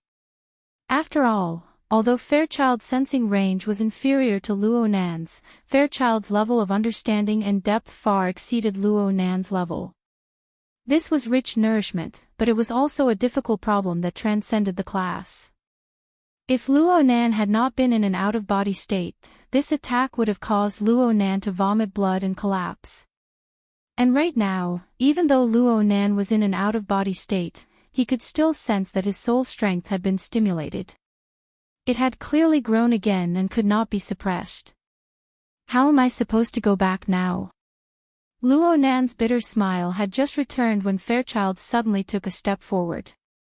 Fairchild's snow-white robes fluttered, and he raised his fist that had been hidden deep within his robes. The fist struck straight out and smashed into the chest of Luo Nan's unconscious body. A mercury-like radiance surged back and forth between the fist and the chest. For the fastest and error-free novel reading, please visit Chapter 203. The instant Fairchild punched, Cat Eyes was like a big cat with its fur standing on end. Her entire body bounced up. Her hand was resting on Luo Nan's shoulder. The powerful shock transmitted from Luo Nan's body made her feel as if she had been electrocuted. Her hand was first bounced off, and then her entire body received the impact.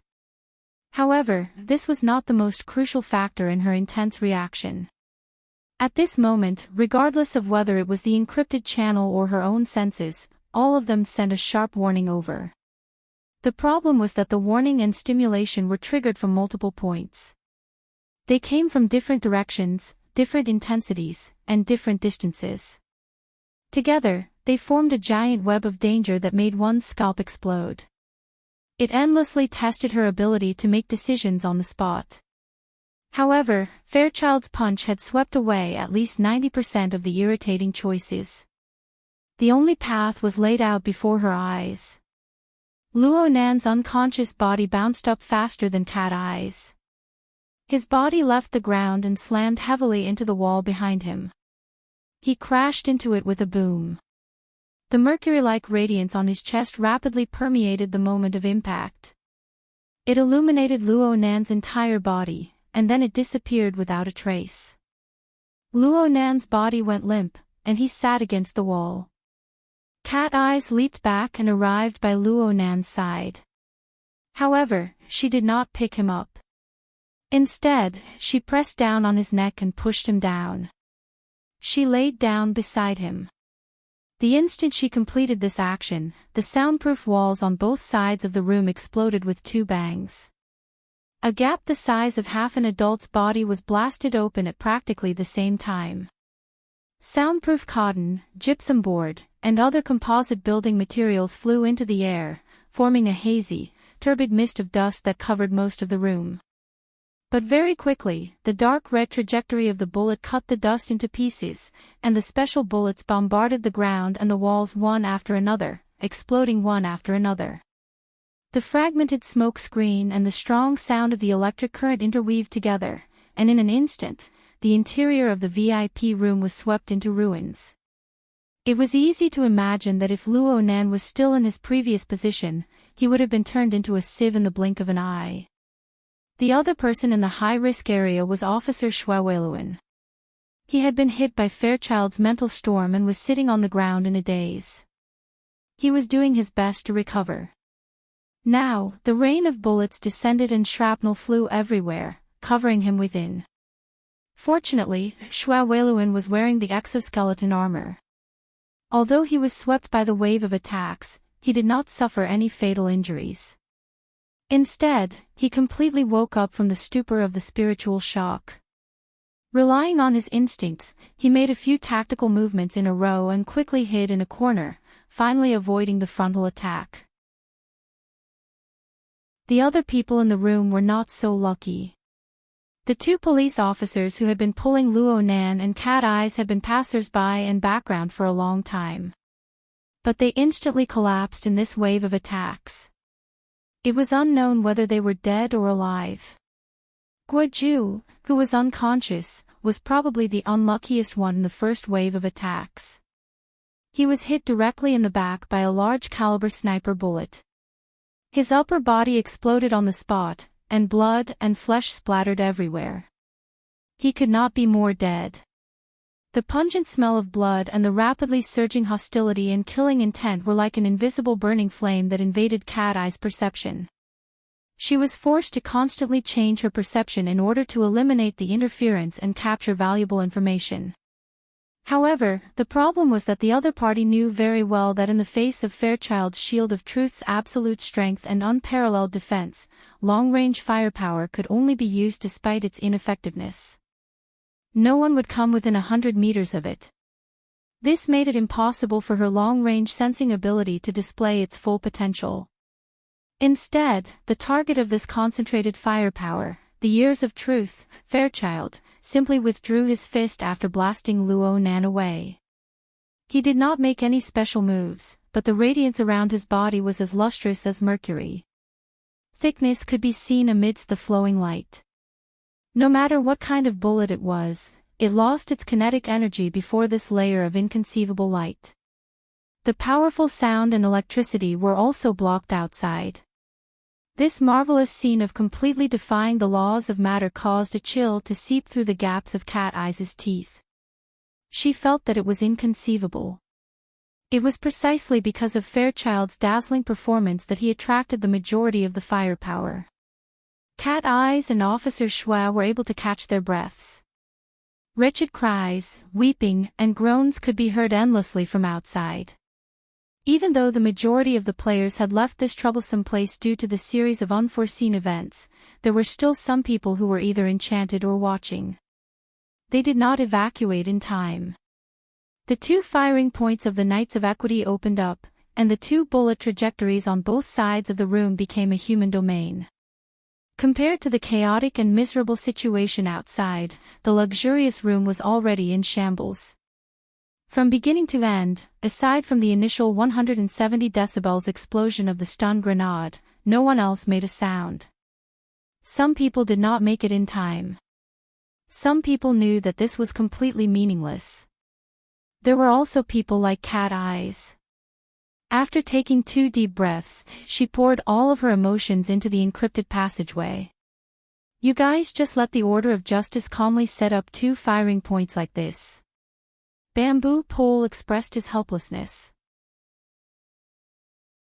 We didn't even know if they were going to make a move before.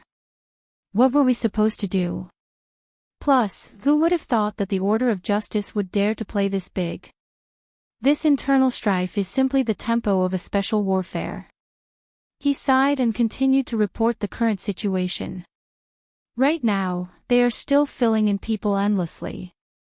Aside from the interior of Frost River reality, there are also quite a few people who have gone to the top floors of the 3 surrounding buildings. All monitoring over there has been blocked. I don't know what they're up to. I just applied to the Society for the use of satellites or monitoring balloons in the atmosphere, but I'm afraid this won't be enough. Red Fox, who was wavering, had always been by Bamboo Pole's side. Right now, he complimented and grumbled, there are also people from the Order of Justice stationed here. We don't know when they'll come to the central control room to fight for territory. Mothif ***, is this really okay? Where are the negotiators from the Society? He Yuan gave a simple response. The 3 first oblatums of the Order of Justice in Xia City have cut off communications. We can't contact them. Zhang Yingying clicked her tongue. I remember that they are all on the secular side. Just nice. 3 buildings, 1 per floor. Suddenly, a strange silence appeared in the encrypted channel. A full 2 seconds passed before Zhang Yingying whistled. The people of the secret order really are all lunatics. Now we don't have to pick a side, right? He Yuan skipped over this topic. Confirm Mr. Luo's status. He's not dead yet. Cat Eyes responded snappily. She turned her head to sweep a few glances at Luo Nan's face. She added, his eyelids are trembling. If he's not pretending to be asleep, then he's carrying out shallow consciousness activities. Perhaps he's trying to comprehend the iron fist of love. Damn it. Don't make me guess. Cat Eye's answer represented the opinions of practically everyone in the encrypted channel. Although they were all surprised by Fairchild's fist, no one expressed any concern for Luo Nan's safety. This was probably the power of a lunatic and a fanatic. Common sense could not be used to judge this type of communication. One could not make wild speculations, lest one be infected. At this time, Cat Eyes' eyebrows jumped. She keenly sensed the changes in the outside world. The attack has stopped. Did you guys make a move? We didn't. Zhang Yingying expressed her innocence.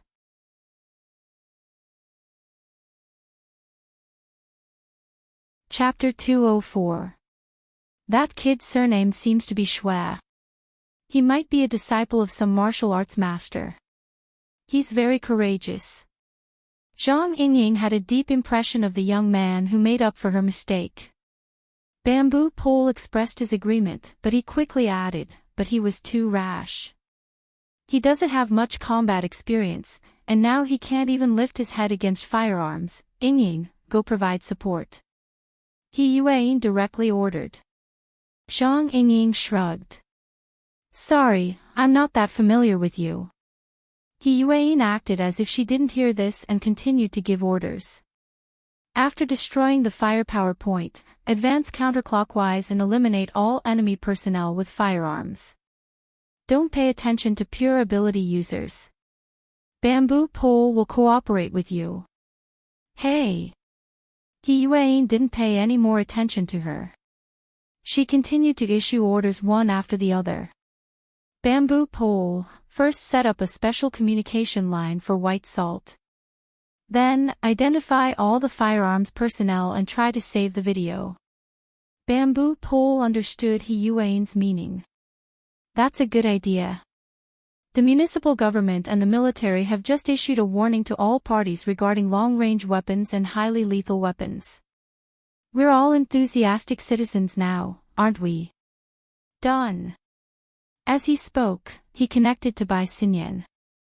Her wristband vibrated slightly, and a large amount of information flooded in. Bai Xinyan smiled and lowered her head to carefully comb through the information. At the same time, she raised her hand and waved at Zhang Ying. Zhang Ying, who had a stomach full of indignation, could only look up to the sky and roll her eyes. She turned around and snuck towards the location that the bamboo pole had pointed out. He Yuan's tone became a bit more polite. White Salt, you are responsible for bringing your patient out, is that all right? Bai Xinyan replied with a smile, saving lives and helping the injured is a doctor's duty. But are you sure Mr. Child will like our involvement? He Yuan's voice became cold again. This has nothing to do with him. After a short pause, she said to the bamboo pole, help me connect a line. Following the muted firing of 2 long-range firepower points, many of the Knights of Equity's follow-up steps were forcibly cut off. After all, it was not an easy task to find a suitable location in the complex internal environment of the amusement park. For a short period of time, the luxurious private room that was in a mess was surprisingly quiet. Of the 4 survivors, Xue Weiluan was probably the one who didn't understand the situation the most. However, he was very conscientious and responsible. If this chapter is not finished, please turn the page. Now the police officers also have the most concerns. His gaze swept past the other 3 people in the room, and then turned to the unconscious subordinates outside the door. The wave of intensive attacks just now was mainly aimed at the SWAT officers indoors.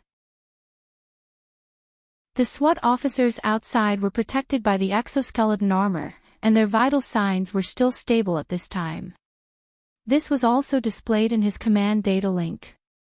Xue Weiluan should have rejoiced, but when he saw Guoju's shattered limbs and the 2 other policemen gasping for breath, he couldn't help but feel conflicted. Finally, his gaze fell on the white-robed man who had been standing quietly in the middle of the room. It was this man who had brought about a series of disasters, yet he treated them as if they were nothing. To him, the concentrated shrapnel seemed to be just a drizzle in an autumn night. It did not wet him even when it touched him. This kind of monster should not appear in the world of ordinary people.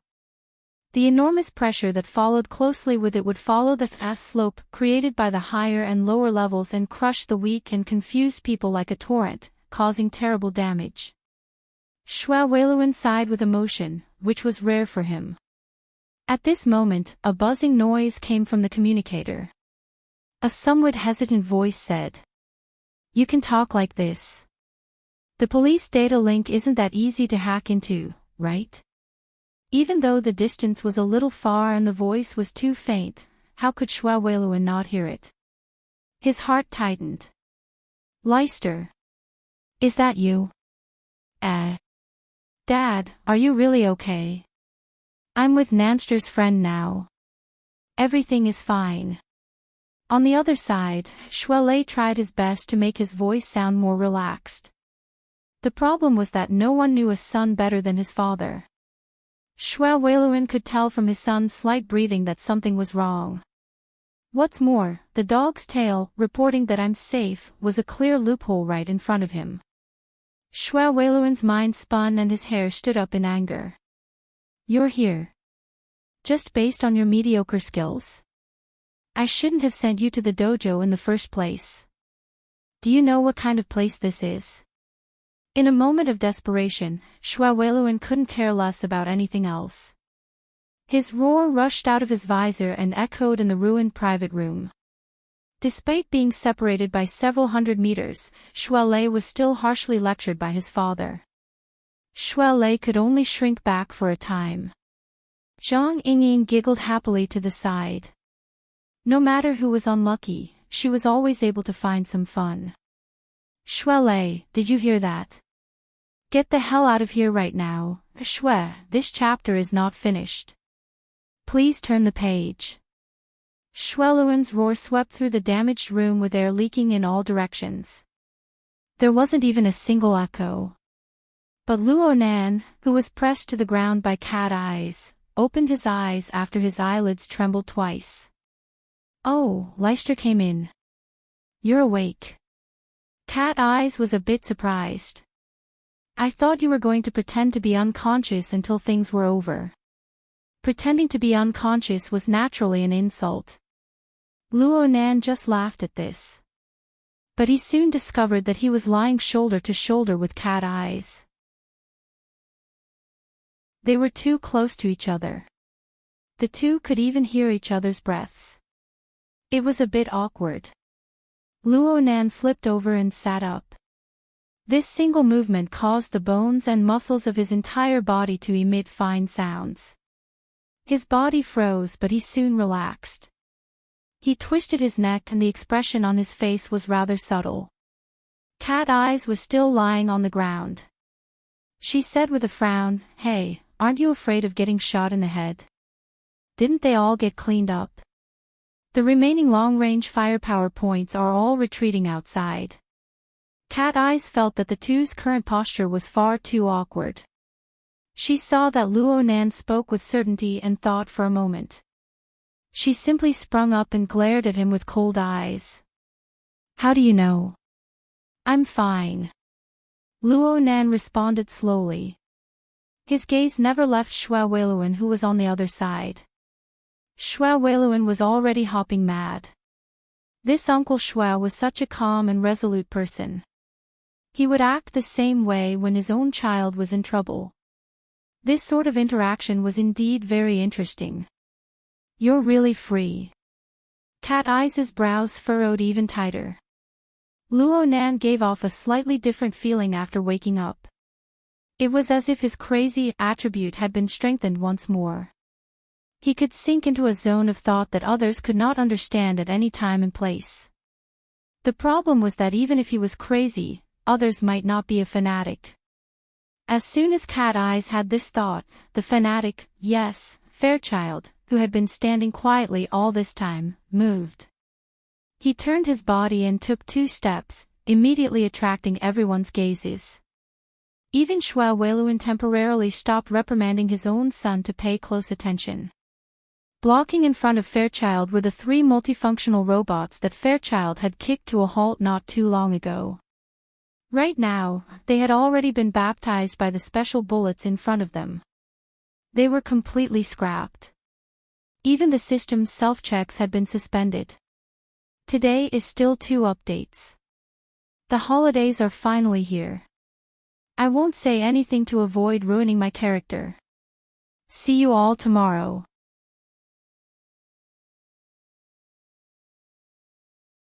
Chapter 205.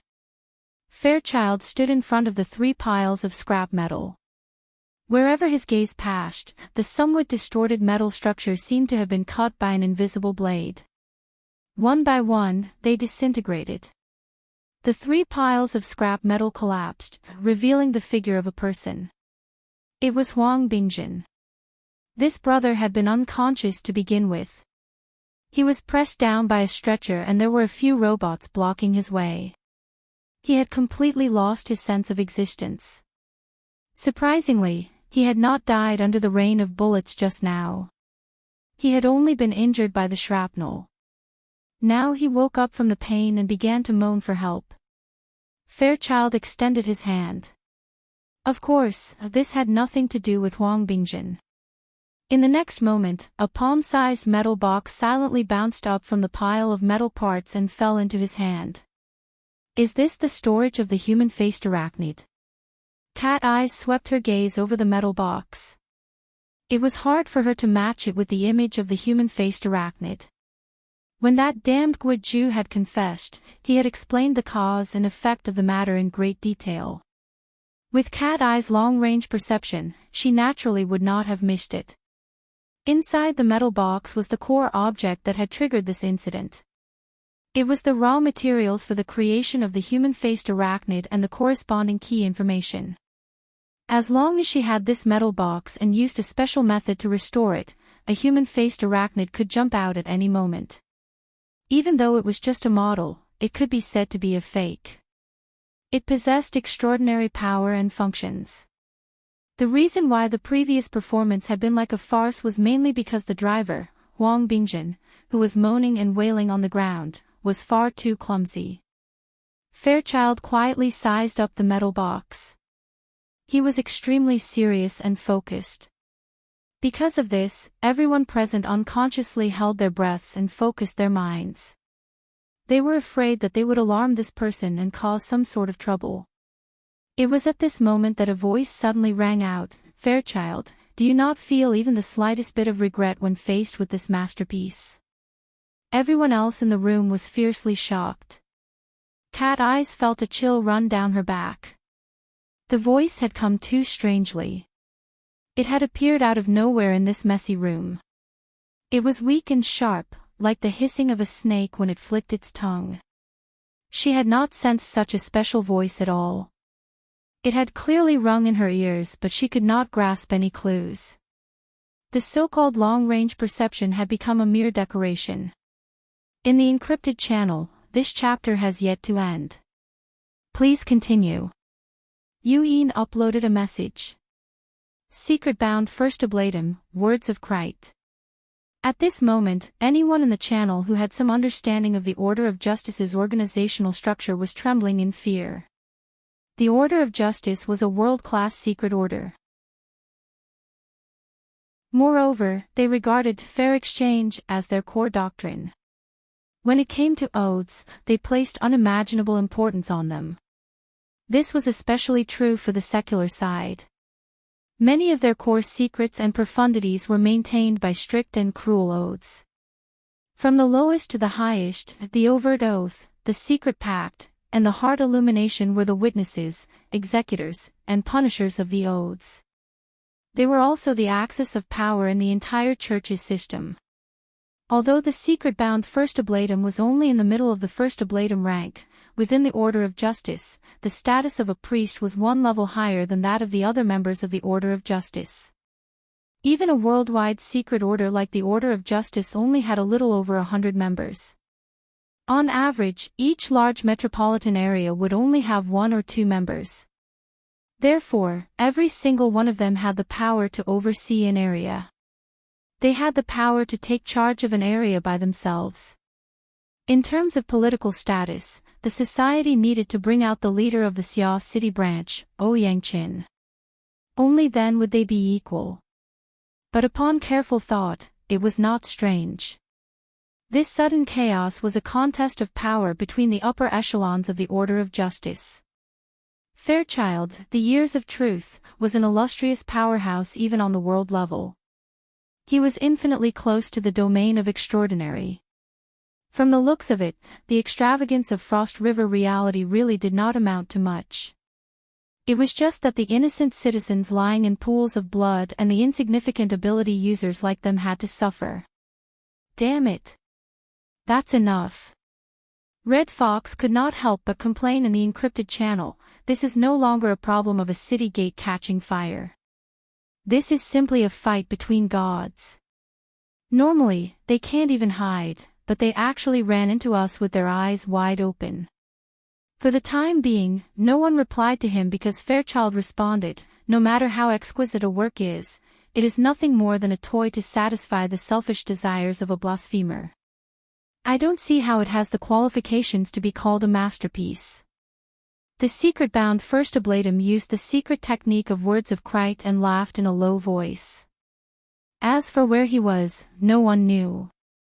Oh, Fairchild, I must. This chapter is not finished. Please turn the page. Let me remind you this time. Your logic can be perfectly replaced by the scales of truth. Are you saying that the sacred object that can bear the weight of the Order's sacrificial vessel is nothing more than a big toy to satisfy the desires of the believers? Fairchild's expression did not change. This was not the first time such a debate had occurred.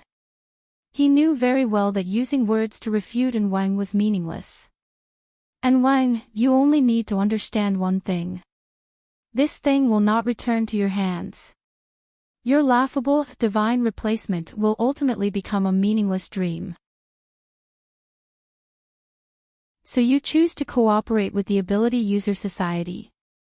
Fairchild did not react to Wang's words, but all the members of the society who shared cat eyes felt their hearts tremble. These words were tantamount to the most serious accusation. A single misstep would be the beginning of a conflict between the two world organizations, the Order of Justice and the Ability User Society. Fairchild was too lazy to defend himself. I only eliminate those who blaspheme against the truth. The entire room trembled slightly as soon as he finished speaking. The mercury-like radiance around Fairchild's body rippled and tore apart all channels of information flow. The words of Crite was also blocked outside. Fairchild immediately dropped his arm.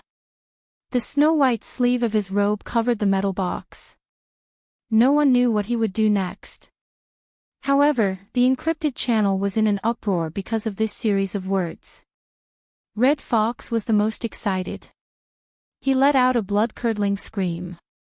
We've really been tricked this time. Fairchild is pushing the boat with the current.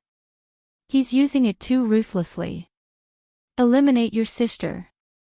Cooperation your sister. Can't you just make things clear?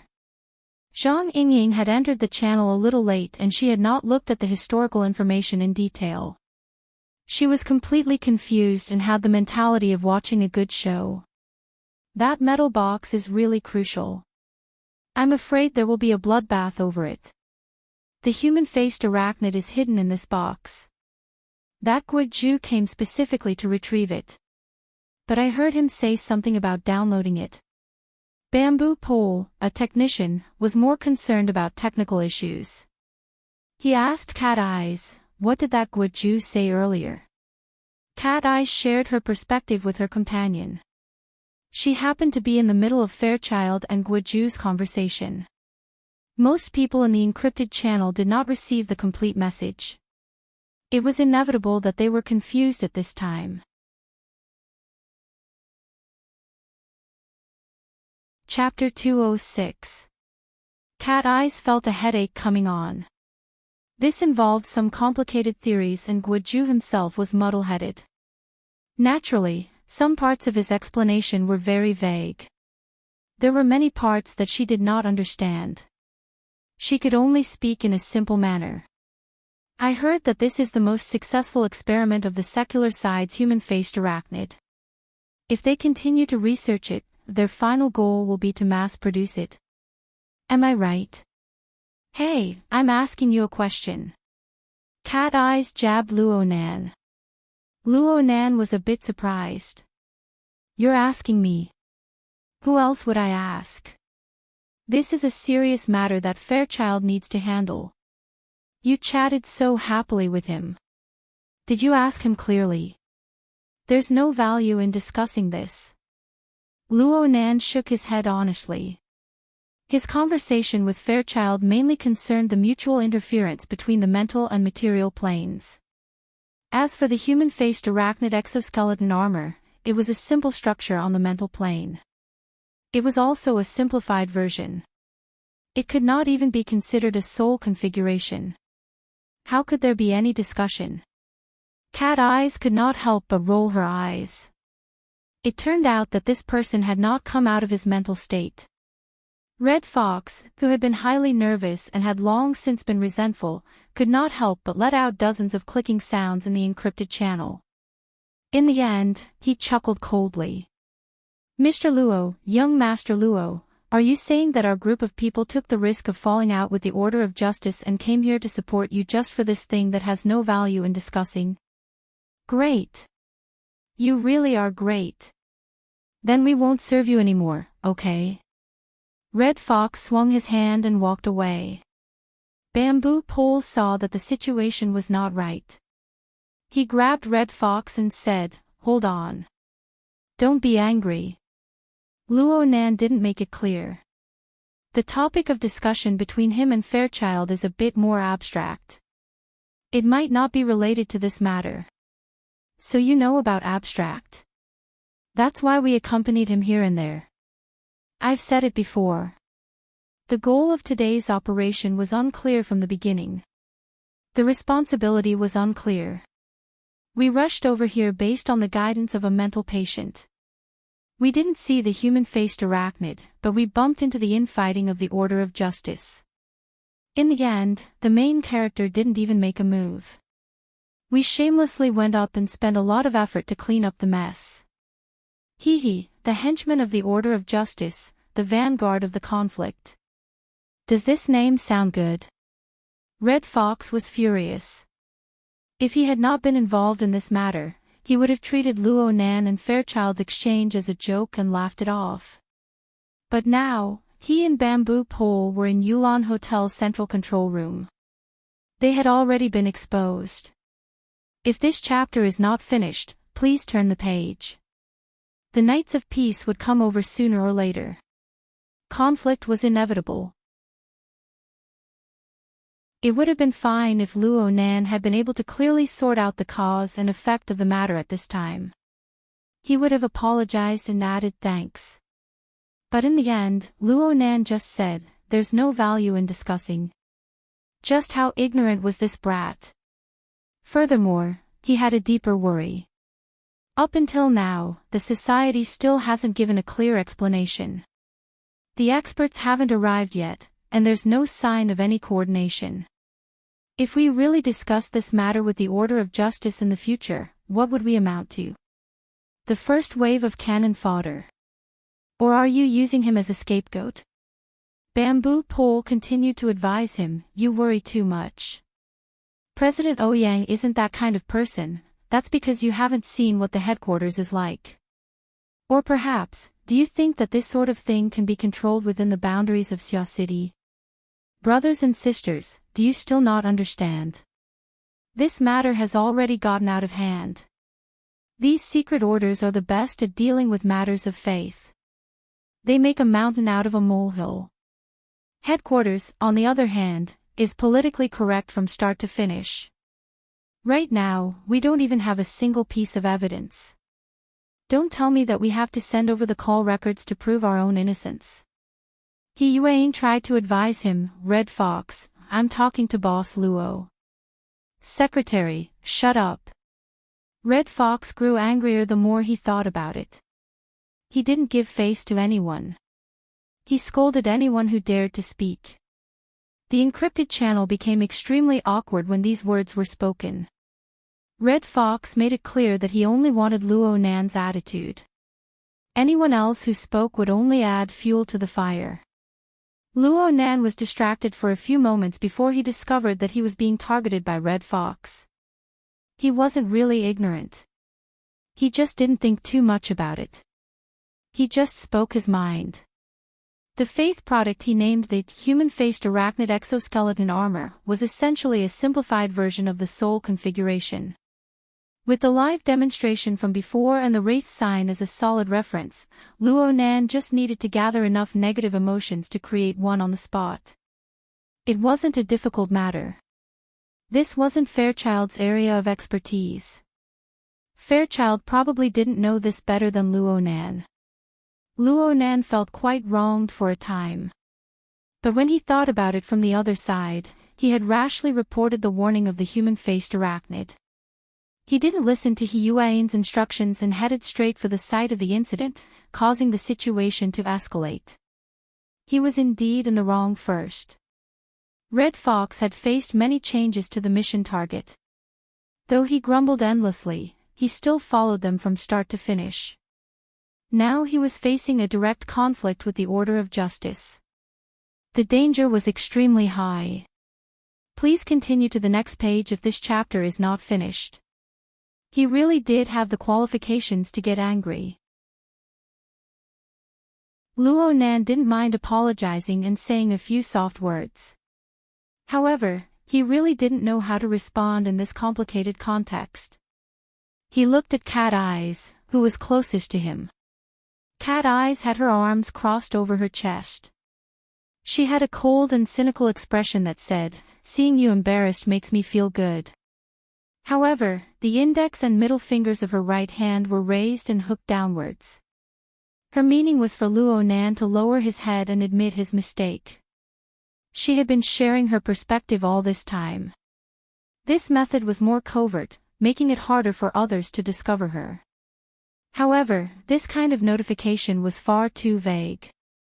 At this time, two good friends simultaneously communicated with him in the private interface. One was He Yuan.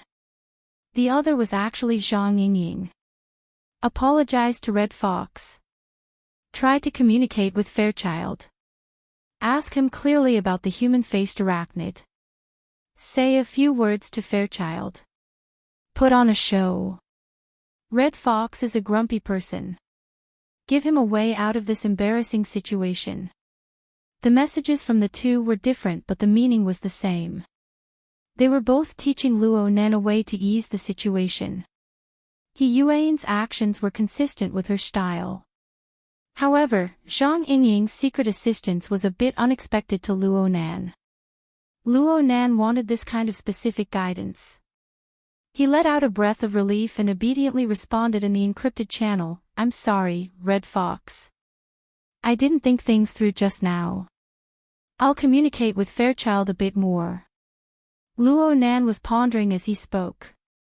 Though Red Fox had said a bunch of angry words, there were some things that he could understand very clearly. Right now, the biggest problem for the members of the society was that they were unable to separate themselves from the internal strife of the order of justice. They gave others a reason to speak against them, but they did not have any concrete evidence to prove their innocence. Luo Nan thought about it a bit more. Though he already understood the configuration of the human-faced arachnid, it was all empty talk. If the society were to negotiate with the order of justice, the evidence would be lacking. The true and irrefutable evidence was naturally the metal box in Fairchild's hands. Luo Nan more or less understood Fairchild's personality. Fairchild had obtained the storage device, but he would at most verify it. It was more likely that Fairchild would simply destroy it. That would be far too wasteful.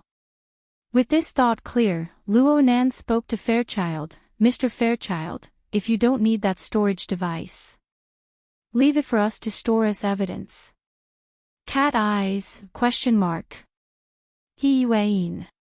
Zhang Yingying, ! Red Fox, F***ck me. What the hell are you doing? Chapter 207. The instant Luo Nan's words left his mouth, Red Fox was not the only one who exploded. Everyone in the encrypted channel was furious. "You saw it, you saw it." The Red Fox shouted until the end and was completely exhausted. Even his cries had turned into moans. "I knew it. This fellow is purely a scammer. What a fool." Zhang Yingying slapped herself on the face, feeling too ashamed to face anyone. Even if Shuelei, who was beside her, looked at her as if she was a lunatic, she couldn't care less. How naive was she? Only then would they believe that the youth who was serious about becoming an employee could handle this matter by himself. Bamboo Pole, who had always thought that he possessed the calmness of a technician, couldn't help but say, "In the future, it's better to let him use his pen and not his mouth," truthfully speaking, Luo Nan's words just now really left people speechless. It would be too presumptuous to say that it was a request. After all, Fairchild had just expressed his attitude towards the secret-bound officiant, and Wang. That metal box was an important item that was not up for discussion. Why should he give it to him? A single mistake and they would fall out with each other. It would be absurd to call it a negotiation. Right now, the Order of Justice's secular faction had their eyes on this metal box. Even if they were to start a massacre in the bustling city center, they would not hesitate. With this kind of determination and willpower, anything could be burned to a crisp. Yet, you actually want to take it. What kind of spirit was this? Actually, Luo Nan himself felt a bit odd after he spoke those words. He saw the reaction in the encrypted channel and knew that he had said the wrong thing. But at this time, Fairchild turned his head and locked gazes with Luo Nan. He muttered to himself for a moment before nodding. If you want it. Here. As he spoke, Child had already tossed the metal box in his hand, crisp and efficient. Don't take it. Can you not be so fragile? Look, he's taking advantage of the situation. The encrypted channel was filled with a wave of rejection, but it was impossible for Luo Nan to slap the metal box back. He instinctively extended his hand, and the metal box was placed between his 5 fingers. There was a slight feeling of heat in his hand, like the heat dissipating from a high-speed operating instrument. At this moment, in the encrypted channel, half of the people were wailing, while the other half remained silent. The atmosphere was like the end of the world. It was well done. If this chapter is not finished, please turn the page. Was he stupid? Hopelessly stupid. Luo Nan always had a bit of a temper. It wasn't that he couldn't accept opinions, but he admitted that his level of communication still needed to be improved. But what the hell was this atmosphere, as if the planet was going to explode in the next moment. The metal box had played an important role in the whole process. From the moment Guo confessed, it should have been obvious to everyone. He took a deep breath and sent out a message in the encrypted channel. Isn't this storage unit the ironclad proof that the Order of Justice is researching and experimenting with the human-faced arachnid? Yo-ho! Does young Master Luo feel wronged? The Red Fox sneered, solid evidence. Based on the external parts of a robot? Based on the one-sided statement of a dead man? Or was it based on the obscure communication between Child and the secret covenant officiant? Young Master Luo, let me teach you something. The words of Krite is a secret covenant technique of the Order of Justice. No equipment can record it. Luo Nan was baffled. He continued to speak in the encrypted channel. The society intervened so early. All sorts of monitoring, perspective sharing, and video archiving have been done extremely well. The entire plot chain is clear and complete. It is far too easy to fake in this world. Your ability user society intervened so early. You guys must have made arrangements long ago, right? Red Fox mimicked the words of the Order of Justice, directly making Luo Nan choke. Luo Nan felt that he was unable to speak, but he was unwilling to admit defeat. He ground his teeth and used his mind as the tip of a pen to draw a simplified 2D structure diagram in the encrypted channel. Although it was simplified, the crisscrossing lines and the precise layout of the graphics stitched together made the encrypted channel go silent. Red Fox was a bit stupefied. What do you mean by this? Are you trying to curse me? Luo Nan hastily drew the diagram and used the marking function of the psychic wave network. He used an eye-catching red pen to draw over a dozen red circles on the 2D structure diagram in a single breath. This is the energy and information storage structure used by the storage unit. It includes the simplified restoration technique. Many of the details involved are special patterns that appear over and over again. Are these the exclusive uses of the Order of Justice? Actually, many of these structures appeared in the configuration of Child's Shield of Truth. They were used as extremely crucial nodes, which was why Luo Nan dared to be so certain. The internal core structure of the storage unit is unique.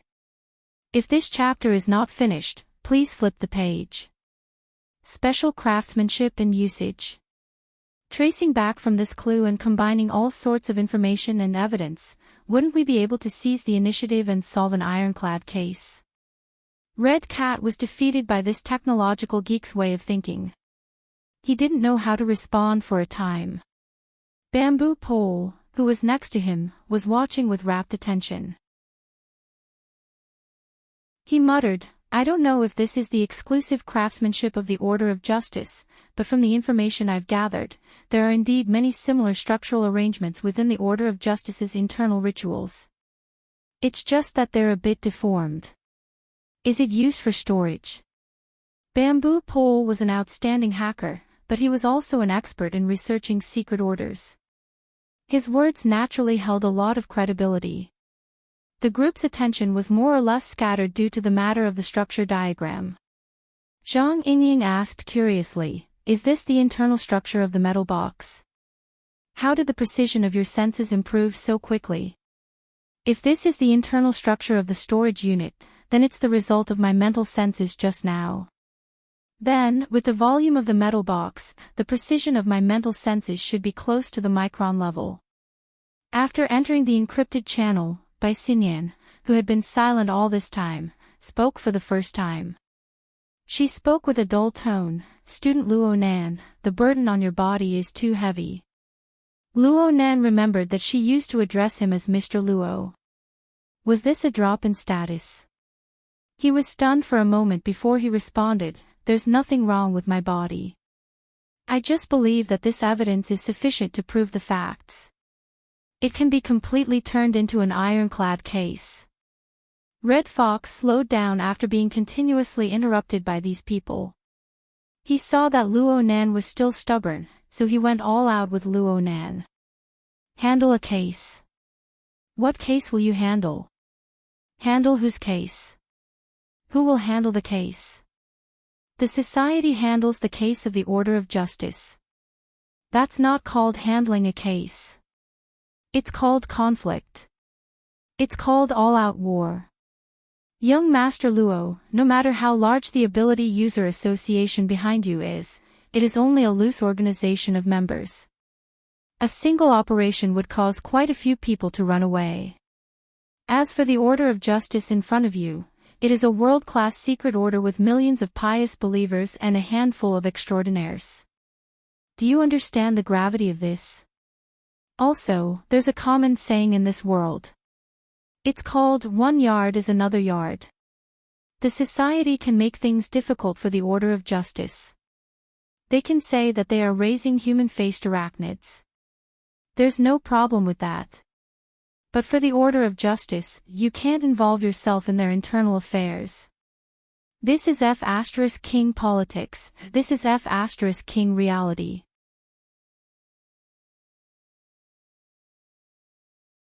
Chapter 208.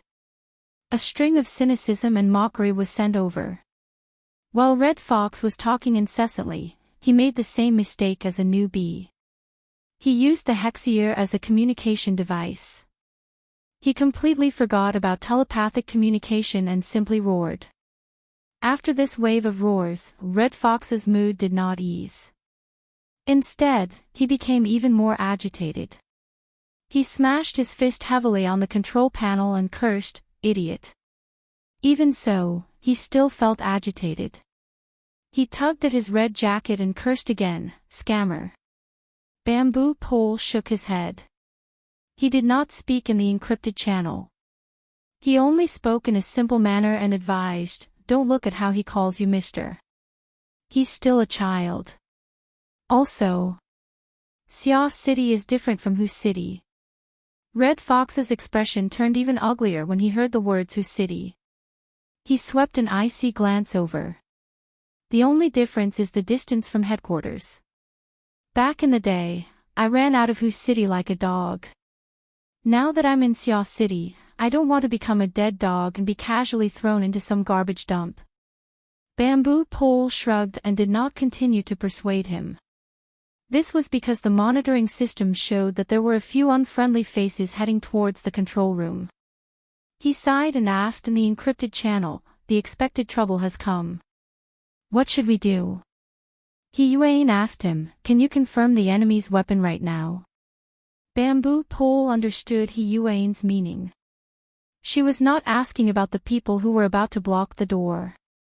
She was asking about the arrangements the order had arranged at Yulon Hotel to deal with Fairchild. Oh, this guy was more stubborn than I imagined. Big guy. The main weapon must be a big guy. Bamboo Pole was multitasking. He repeatedly switched the monitoring screen and confirmed the target that had already begun to be set up. It's very likely to be a sniper cannon. From what I know, many secret orders are researching a magically modified version of the sniper grenade launcher. This toy is much stronger than a charged particle cannon against a single target. Of course, the effect of breaking through the shield of truth is still questionable. Yuan did not say anything more. She simply responded, "Retreat. Head for the preset rendezvous point." Red Fox sneered from the side. He made a "look and I'll know" gesture towards Bamboo Pole. The corner of Bamboo Pole's mouth twitched. "You called them young master when you went against the order. Now that you retreated, you threw up your hands. In the end, you were still unhappy." In the end, Bamboo Pole did not say anything. He tidied up the equipment in the control room in 5 seconds and walked out with the Red Fox. The central control room was located on a floor close to the top floor, so no accommodation was arranged. If this chapter is not finished, please turn the page. It was empty and quiet. Red Fox also felt that his attitude was somewhat inappropriate. He mumbled, "It's already too late to retreat now. They caught the order unprepared at Frost River Reality and now they dare to ambush us from all sides. Holy crap." In front of them, the isolation door of the fire escape was pushed open heavily. Nobody could be seen. However, Bamboo Pole and the Red Fox were astute people. They knew at a glance that the intruder did not come with good intentions. They looked at each other, turned around and ran. The fine electric current of the electromagnetic rifle behind him was exceptionally terrifying in the empty floor. "I'm not a fighter." Bamboo Pole cursed loudly. Before the curses left his mouth, he had already pressed a special button on the flexible screen in his hand. The fire alarm on the floor went off and several insulating partitions dropped down.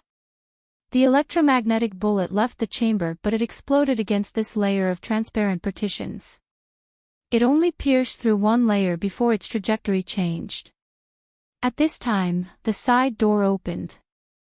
Bamboo Pole shouted, "This way." He and the Red Fox charged in one after the other. They passed through the room at high speed. They did not stop at all. They passed through the already wide-open window and leaped into the night sky at a height of nearly 1,000 meters. After this suicidal action, it was as if the two were riding on flaming wheels. They slid down the glass wall of the hotel at an astonishing speed. Bamboo Pole had some difficulty controlling his balance. He laughed mischievously. No wonder the Society's elementary training classes always use rapid descent from a high level as their graduation exam. It really is useful. Red Fox gnashed his teeth. It's true that young Master Luo, the trickster, has finally been given a proper name. The chaotic situation at Yulon Hotel naturally appeared in the encrypted channel.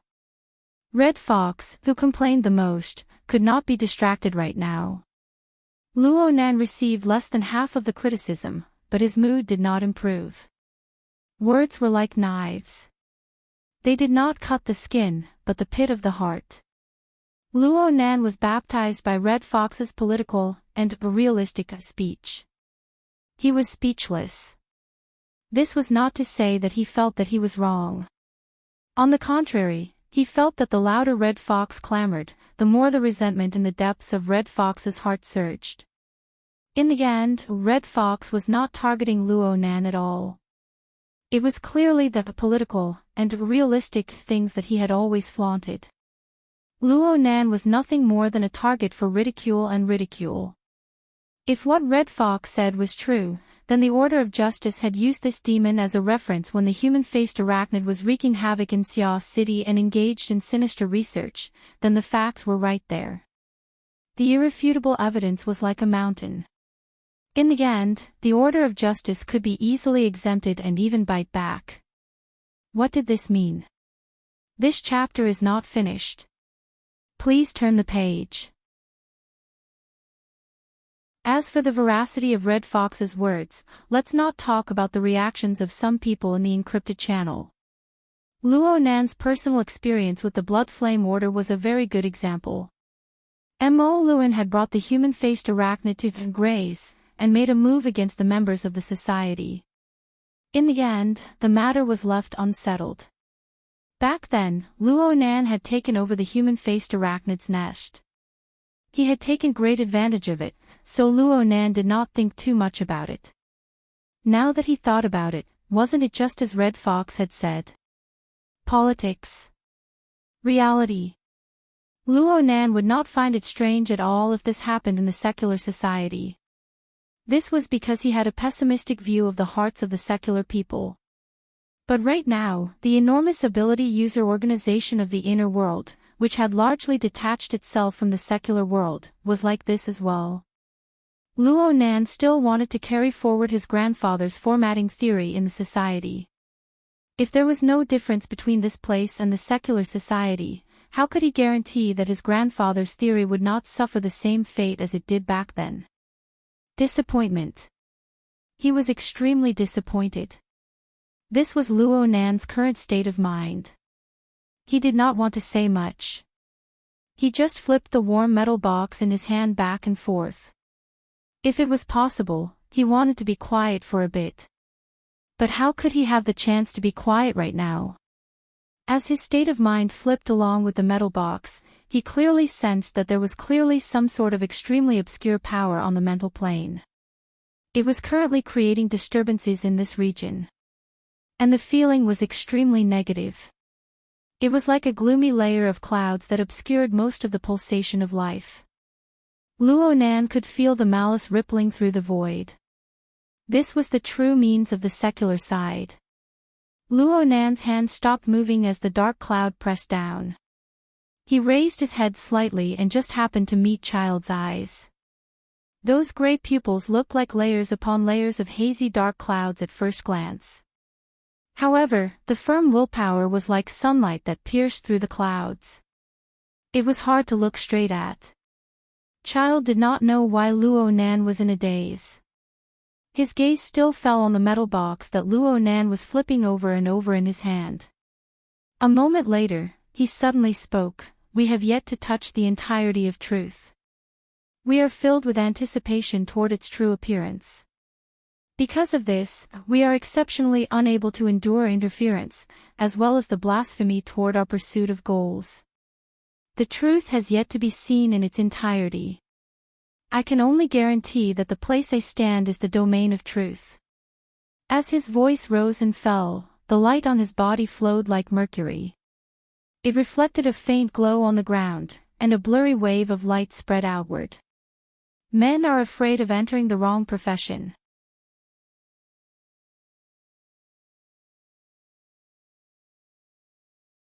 Chapter 209. The dark clouds on the mental plane covered the entire surrounding area. They constantly disturbed and changed, attempting to attack Child's domain. Later on, due to the continuous changes, the essence of the dark clouds appeared. They transformed into sinister and fleeting whispers of incantations that appeared on the material plane. Words of Krite. Cat Eyes reached out and pulled Luo Nan back. Her expression was grave, as if she was facing a great enemy. The point of fire was blocked, resulting in a momentary disconnection. Then the methods of the secular side finally appeared once more. Moreover, they had already given up on traditional long-range attacks. They directly used extraordinary powers. This was not First Ablatum and Wang's mode of pure communication. The hissing incantations were filled with the power of darkness and cold. The lighting within the room had been mostly wiped out due to the shrapnel of the rain of bullets. When the incantations manifested, the darkness grew deeper. The little bit of light that was left revealed bizarre and dazzling scattered trajectories. It was as if the room had been warped. In comparison, the space that the light of Child's shield of truth could fill was limited.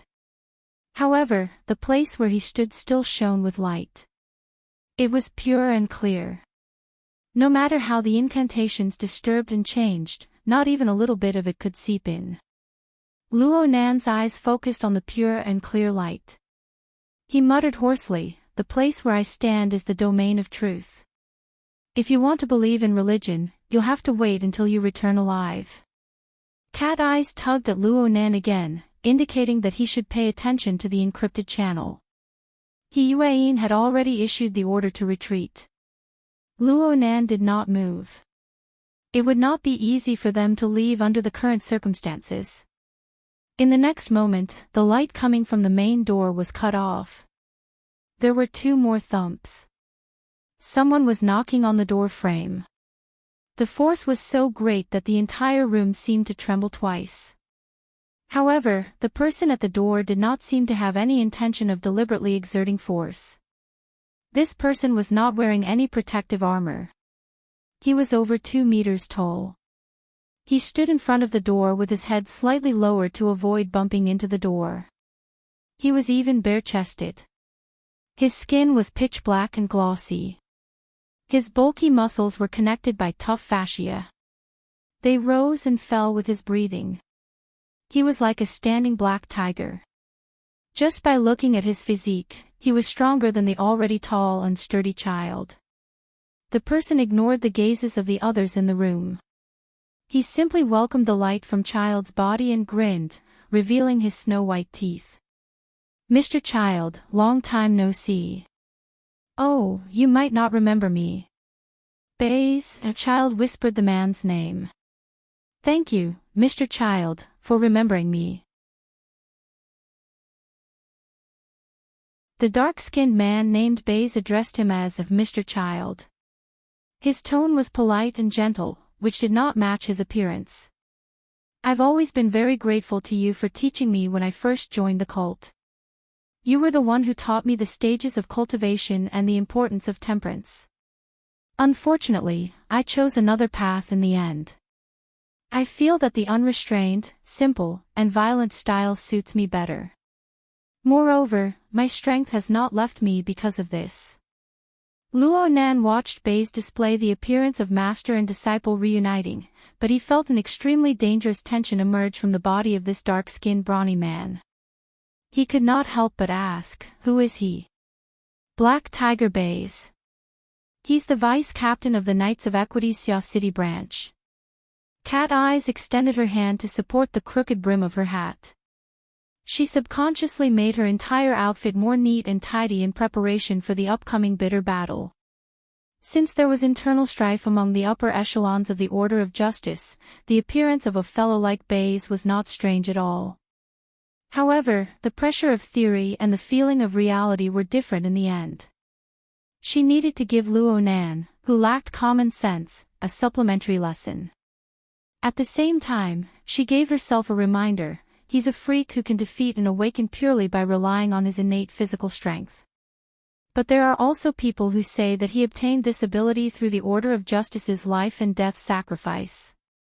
In any case, if you were to pick the 10 people with the strongest physical strength in Xia City, Crag Burst would barely rank at the bottom.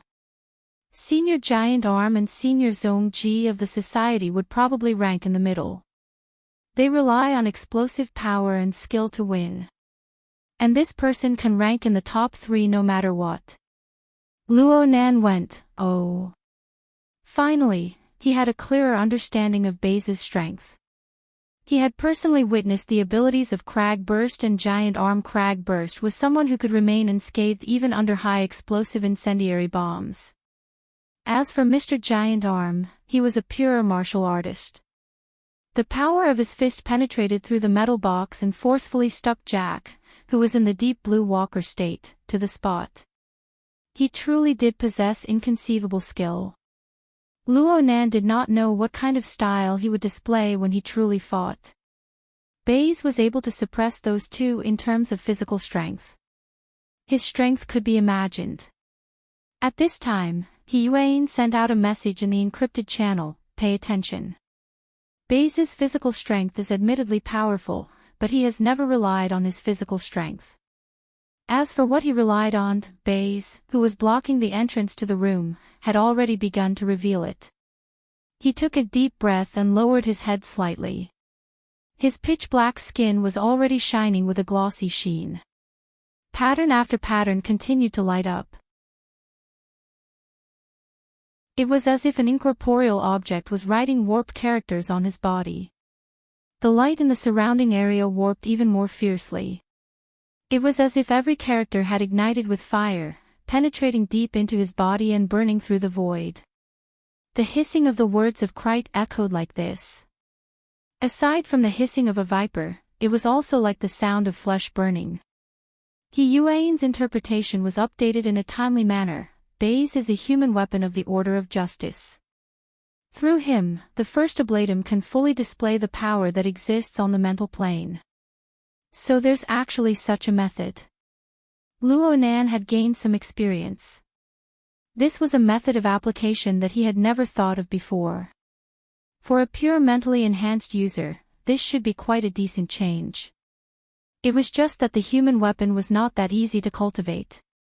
Luo Nan muttered to himself for a bit, but Cat Eyes glared at him. "What are you thinking about?" "Nothing." Luo Nan was more or less duplicitous. It would have been fine if Cat Eyes hadn't mentioned it, but her mention had evoked his train of thought. It seemed that the support he gave to Ink, Rue 1, and even Cat Eyes could be considered a transformation of this method in a certain sense. It was just that he was a bit more passive. A few thoughts flashed through Luo Nan's mind, and Baze took heavy steps forward.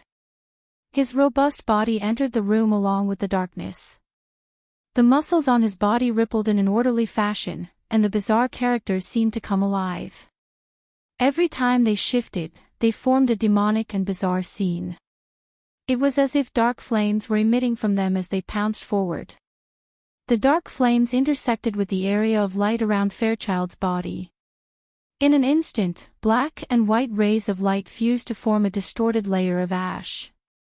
Baze raised his head, and his pupils were like burning coal. His mouth split open. "Fairchild, the truth does not obey your imagination." A bizarre noise seeped out from Baze's voice. It was clearly an unsuccessful harmony. There was a bizarre existence that was speaking in sync with Baze. Fairchild's response to this was a single sentence. Scram. For the fastest and most accurate novel reading, please visit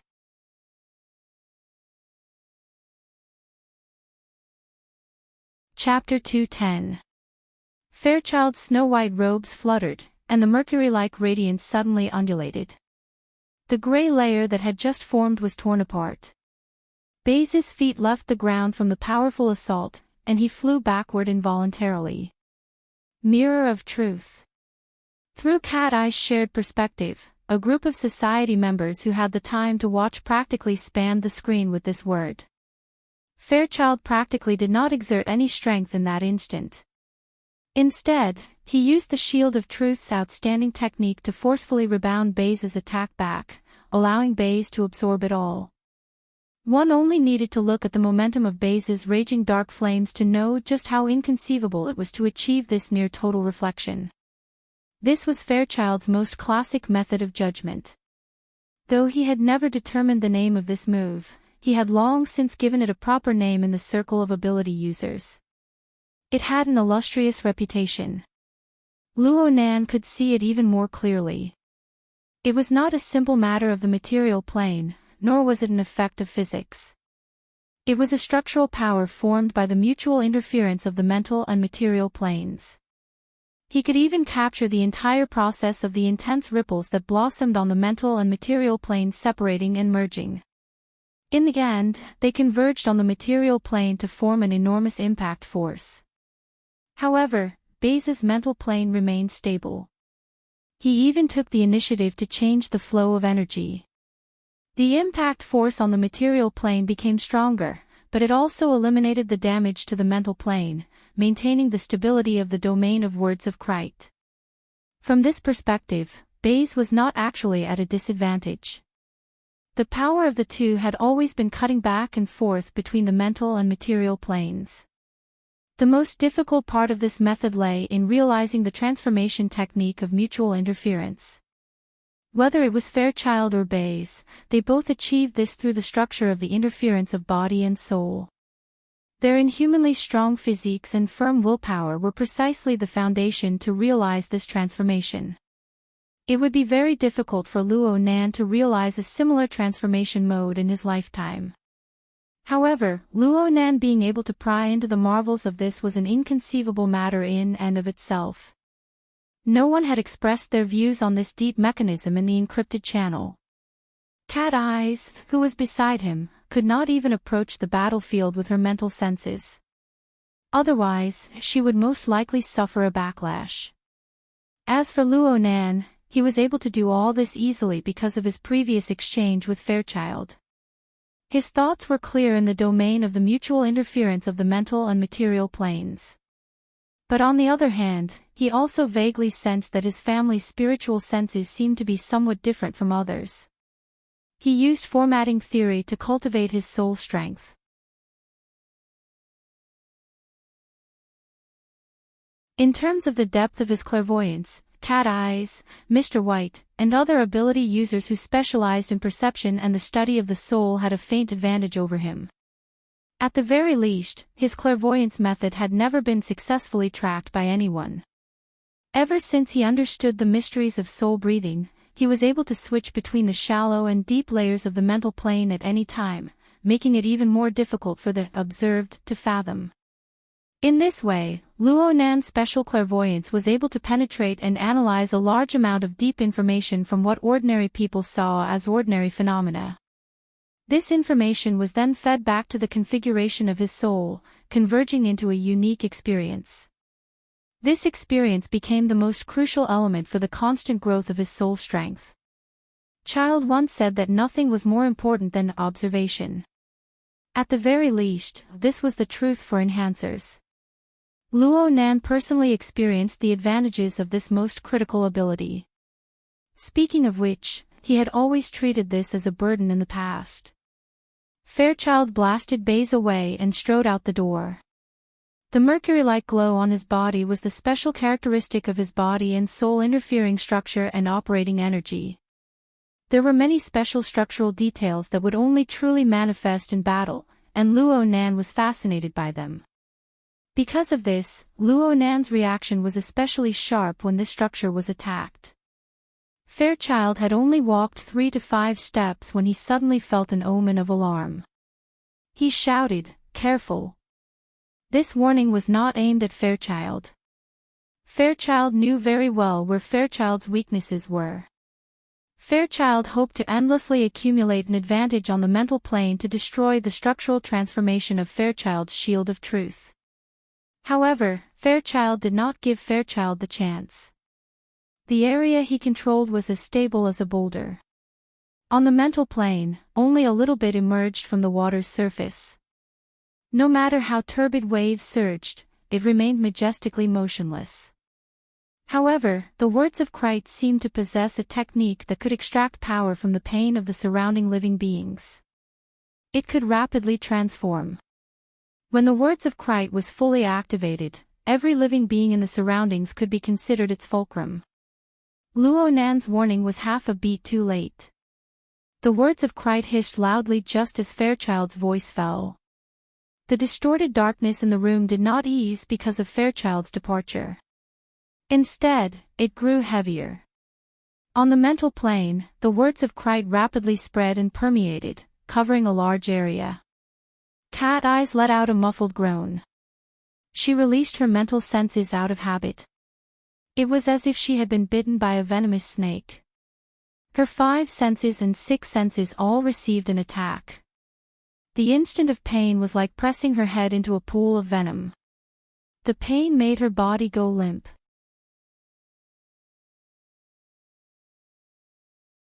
Heartwarming directly assigned personnel in the encrypted channel. White salt. Got it. I'll be right there. Bai Xinyan responded. Then she went silent. That person's strength should be above average, but Fairchild could not count on her for the time being. Fortunately, the chains deep within Cat Eye's body and soul rang out at this time. The attack was greatly neutralized, and the pain lessened. Cat Eyes could not help grinding her teeth again. She shot Luo Nan an ice-cold glance. In the end, she extended her hand and pulled Luo Nan away. This way. No matter what, they did not dare to go to the main entrance. Fortunately, the 2 firing points from before had pierced through the soundproof wall, giving them room to choose. Luo Nan still wanted to watch the fight between Fairchild and Baze, but he knew that risking his life to do something like this was truly insensible. He glanced outside the door, but Fairchild's figure was already nowhere to be seen. The problem was, Luo Nan saw Xue Weiluan. Xue Weiluan had rushed to the main entrance. He grabbed the legs of a few unconscious special police officers and dragged them inside. Uncle Xue. You guys go first. Xue Weiluan could not abandon his subordinates and escape by himself no matter what. However, 7 special police officers had just been knocked out by Fairchild. Even though Xue Weiluan had a body of godly strength with the aid of the exoskeleton armor, there was always a limit to what he could carry. It was impossible for him to pile up 7 living people and drag them all in one go. More importantly, Xue Weiluan did not understand the mysteries of this fight. The influence of the words of Krite was constantly probing down from the mental plane. Cat Eyes had already suffered a loss, and it would soon affect ordinary people. Xue Weiluan's willpower was extremely strong among ordinary people, but there was still a large gap between him and an ability user. When the time came, he would suffer the same fate as his subordinates, perhaps even more miserable. Cat Eyes hissed and pressed down on her sore scalp. She was helpless against this situation. If this officer Xue had not used Zhang Yingying's channel to communicate with his son, she would have turned around and left without any pressure. However, after that experience, it would be unjustifiable for him to pretend that he didn't know anything. There are a total of 7 people. They need to run at least 2 rounds. Cat Eyes quickly came to a conclusion. She ordered Luo Nan, you climb over first. Connect with White Salt. She turned around to help as she spoke, but Luo Nan pulled her back. Wait. Luo Nan's body suffused with a weak light the moment he spoke. For the fastest and most accurate novel reading, please visit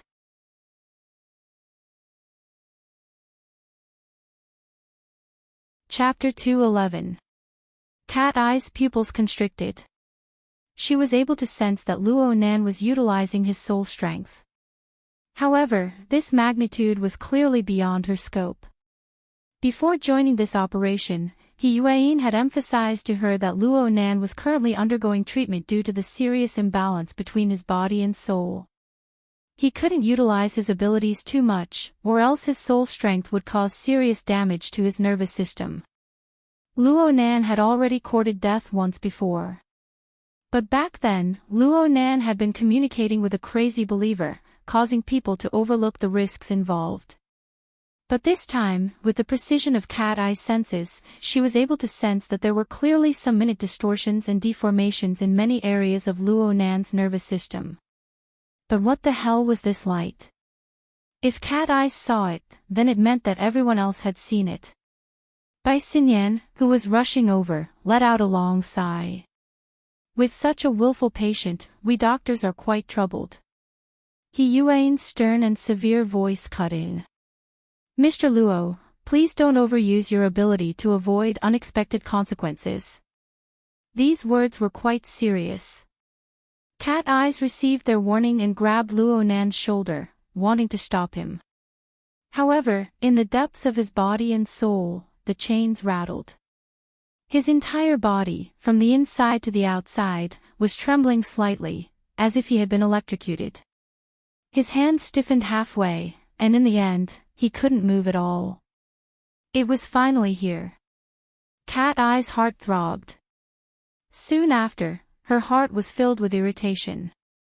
This was the problem she was most worried about after the operation at Limestone Water Village pub last week. Back then, she had collided with Luo Nan's drawing of the psychic diagram and suffered a backlash. Then she inexplicably fell into Luo Nan's trap. Her body and soul were pierced by an invisible chain, and she seemed to be imprisoned by some sort of method. But in the following week, Luo Nan didn't make any strange movements. Even the existence of the chains gradually became undetectable. It just made her nervous and on edge.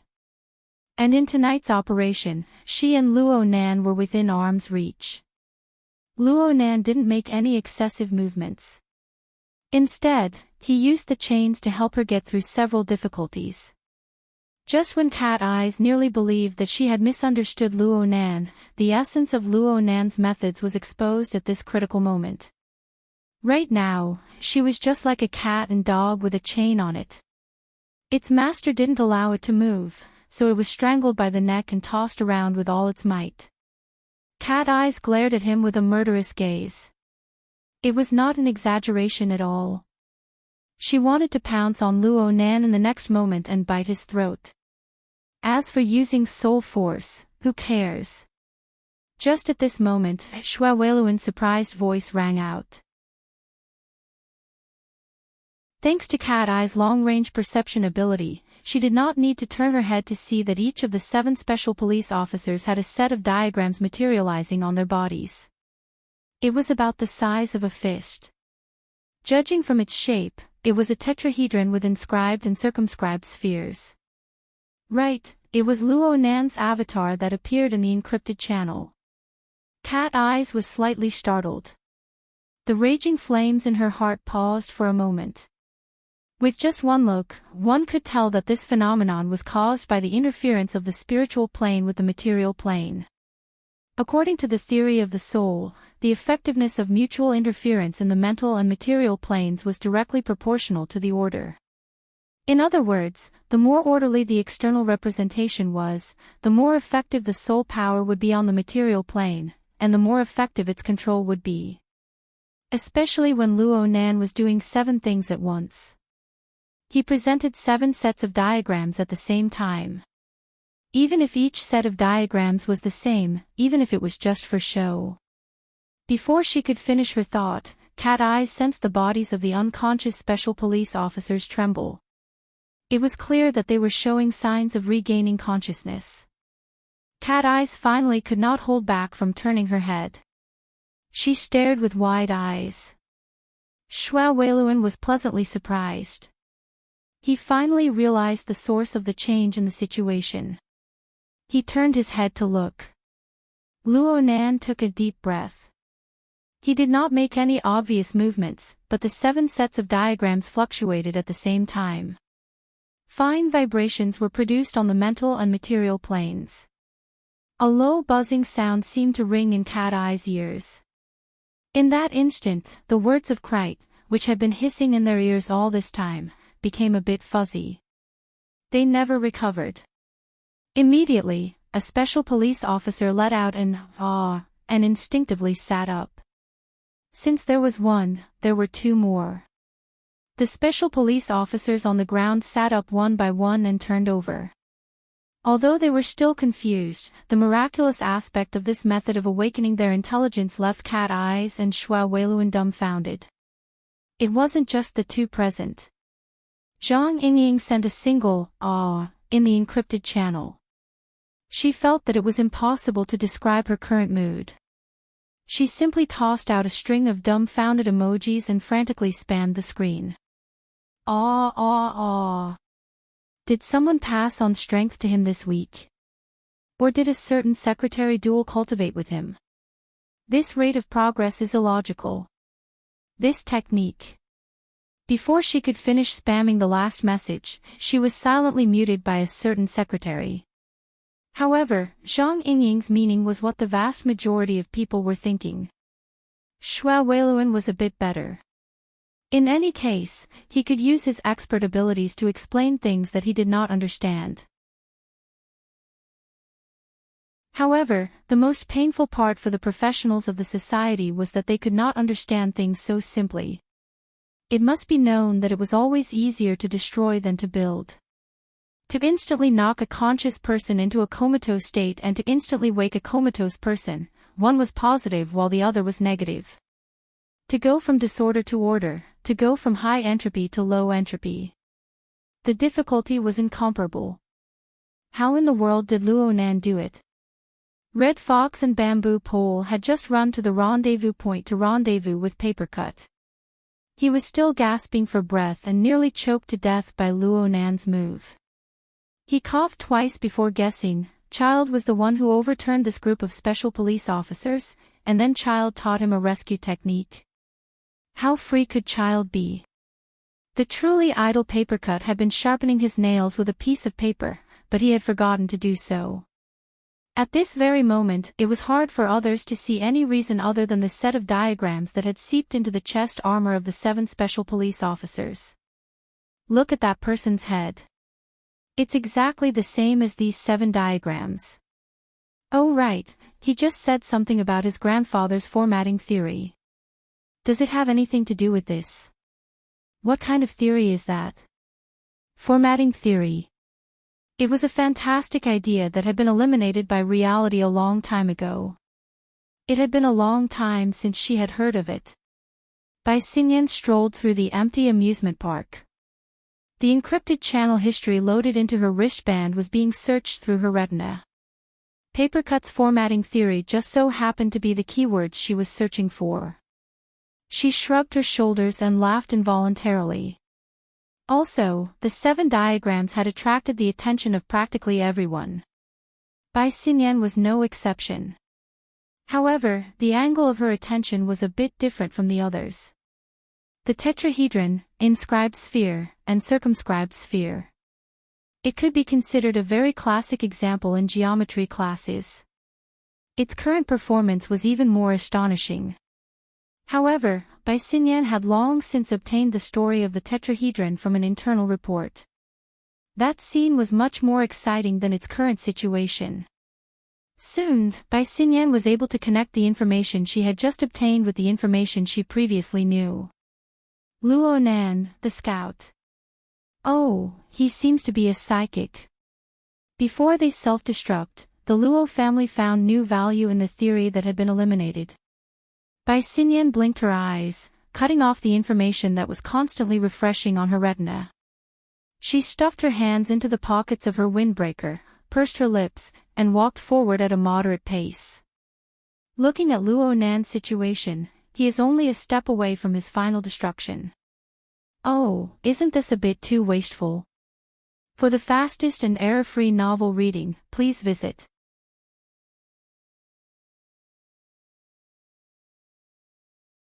Chapter 212. It's a doctor's professional ethics and morality. Bai Xinyan's lips curled into a mocking smile. She refused to let her train of thought continue. She had gained a lot today. What she needed to do now was to play a good role. The next moment, her attention was placed in the direction that a doctor should pay attention to. She watched the video from Cat Eye's shared perspective a few more times. Cat Eyes had been staring at Luonan for some time now. She could see that Luonan's cheeks, forehead, and other areas with dense nerves had a slight twitching sensation. His pupils had dilated and contracted. She could not see anything below his neck, but it was more or less the same. This was a sign that the nervous system had been strongly stimulated. At the same time, that very eye-catching layer of faint light blossomed from inside to outside. The corresponding power filled and supported these densely packed nerves, minimizing the destructive power brought by the strong stimulation of soul power to the greatest extent. Come to think of it, this was the fundamental reason why Luonan was able to use his soul strength without any misgivings. It was also a barrier that temporarily obstructed his path of destruction. Where was his look? Bai Xinyan made a judgment with the eyes of a doctor. She immediately said in the encrypted channel, Student Luo Nan's condition is pretty good right now. Is it thanks to Fairchild's punch? Yeah, that punch just now. Luo Nan didn't want the others to make wild guesses like they were watching a show. He borrowed Bai Xinyan's words to give a clear response. Bai Xinyan commented, the current performance is similar to Fairchild's Shield of Truth. It should be his blessing. When I was in Luoyang City, I once saw the higher-ups of the Order of Justice leading a team to establish a settlement in the wilderness. Within a radius of 100 meters, all the members of the Order of Justice would receive the blessing of the Shield of Truth. Even if they were attacked by mutants, as long as they were C rank or below, most of them would be able to survive the first attack. It is extremely effective. Right, the Holy Knight Halo effect of the Order increases defense. Zhang Yingying was not silenced for long. She quickly spoke as a veteran gamer. But this way, the effect is only temporary. Yeah, it's temporary. Luo Nan gave a simple response, even though the truth wasn't that simple. He Yuan felt a headache coming on from the lack of urgency in their conversation. She directly asked Bai Xinyan, White Salt, report your position. There's still 40 meters left. I can already see people. Student Luo Nan's face seems to be glowing right now. It sells very well. Bai Xinyan stopped. Her gaze passed through the soundproof wall and entered the room that was on the verge of collapse. The light over there was dim, forming a large luminous difference compared to where she was, but it didn't affect her at all. She raised her hand and waved, greeting the people in the private room. He Yuan once again issued an order. Everyone in the private room, after rendezvous with White Salt, retreat according to the designated route. A clear evacuation route immediately appeared in the encrypted channel. At the same time, the route map was also displayed in Officer Shua's command data link. The latter was stunned for a moment, but he still sent the map to his subordinates and asked them to act according to the plan. Quick, quick, quick. Bamboo Pole was the one urging him on. He continued to dutifully refresh information. The sniper cannons at Yulon Hotel are about to finish calibrating. Their firing range covers all of Frost River reality. At that time, someone might be out of his mind and ignore child. If the muzzle tilts up, we'll have to use a mop to collect your corpses. Get lost. I'm talking to you. Cat Eyes was in a terrible mood. She forcefully resisted the evil thought of tearing Luo Nan's throat to shreds. She fiercely pushed Luo Nan, indicating for him to retreat first. Luo Nan could more or less sense Cat Eye's mood. He didn't say much. He leaped over the broken soundproof wall in a few steps and arrived outside. He turned his head and looked inside. The special police under Shua Weiluan were well trained. They quickly discarded their meaningless confusion and followed the plan to cover the evacuation in an orderly manner. Their tactical movements were still standard, although they might not be effective. This is professional ethics. Bai Xinyan expressed her understanding of the special police's actions. Luo Nan's gaze flitted across the face of this carefree and casual beauty. He lowered his eyes and whispered, Ms. Bai. Hello. Nice to meet you. I have some understanding of you, student Luo Nan. Bai Xinyan winked at him. She looked very cordial and easy to get along with. However, Luo Nan did not forget the 2-hour assignment at the Frost River waterway that she had arranged earlier.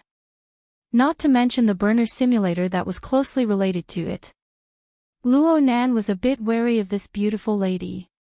It was because of these thoughts that Luo Nan's gaze turned back and cut across the special police officers. The visualized diagram projected on the chest area of these people's exoskeleton armors had yet to dissipate. It must be said that Luo Nan's move was a bit too high profile. If this scene were to spread out, Yan Yongbo would have a rather unfavorable association with Luo Nan. Luo Nan also considered whether or not he should take back these diagrams. But at this time, a deafening rumble could be heard. The battle between Fairchild and Bays had entered an extremely intense state. The high-end immersion experience area of Frost River reality was rapidly turning into ruins. Fairchild still held an unshakable advantage on the material plane up until now. However, the range of effect of the words of Krite continued to expand. The special ability of the words of Krite to find fulcrums everywhere was too deceptive. Even cat eyes had fallen for it. Luo Nan thought for a bit. In the end, he did not take back his blessing. He even added one to Shui Weiluan as a precaution. Bai Xinyan observed with interest. Then she asked, "This move of yours is a bit like our family's old Bai's awakening phonetic interest. It's not just a simple awakening. There's also the flavor of a high-end integration. The method is cautious. Is this a technique of formatting theory? Your family's old Bai?" Luo Nan was stunned for a moment. He then realized that Bai Xinyan was referring to her father, Mr. Bai. From this form of address, it was impossible to tell that they were not on good terms. At the same time, Luo Nan admired Bai Xinyan's eyesight. He really was using the visualized diagram to imbue the rhythm of soul breathing into everyone's bodies, giving them blessings. Bai Xinyan's description was extremely apartment. This kind of lady really gave people a lot of pressure. Luo Nan grew more and more unwilling to converse with Bai Xinyan. It just so happened that a miserable scream came from within the crowd. The scream was sharp and trembling. It was simply the pain of having one's stomach ripped out. Oh, perhaps this was not an exaggeration. Several special police officers had just withdrawn from the room. They hurriedly lowered the body they were carrying. The person's back touched the ground, and his entire body curled up into a ball. His face contorted, and his mouth gaped wide open. But this time, no sound came out. All he could do was smear his face with tears, snot, and cold sweat. Huang Bingjin. It was hard to say whether this fellow had a good life or a bad one. In the end, he was brought out by the professional special police officers. But his current appearance was worse than death no matter how one looked at it. Bai Xinyan was the only one here with the qualifications to practice medicine. But she only swept a glance over Luo Nan before shaking her head. The words of Krite. Right now, he's already a snake nest. He's also a type of human-shaped weapon. Perhaps some first ablatum is sizing us up through this person. For the fastest and most error-free novel reading, please visit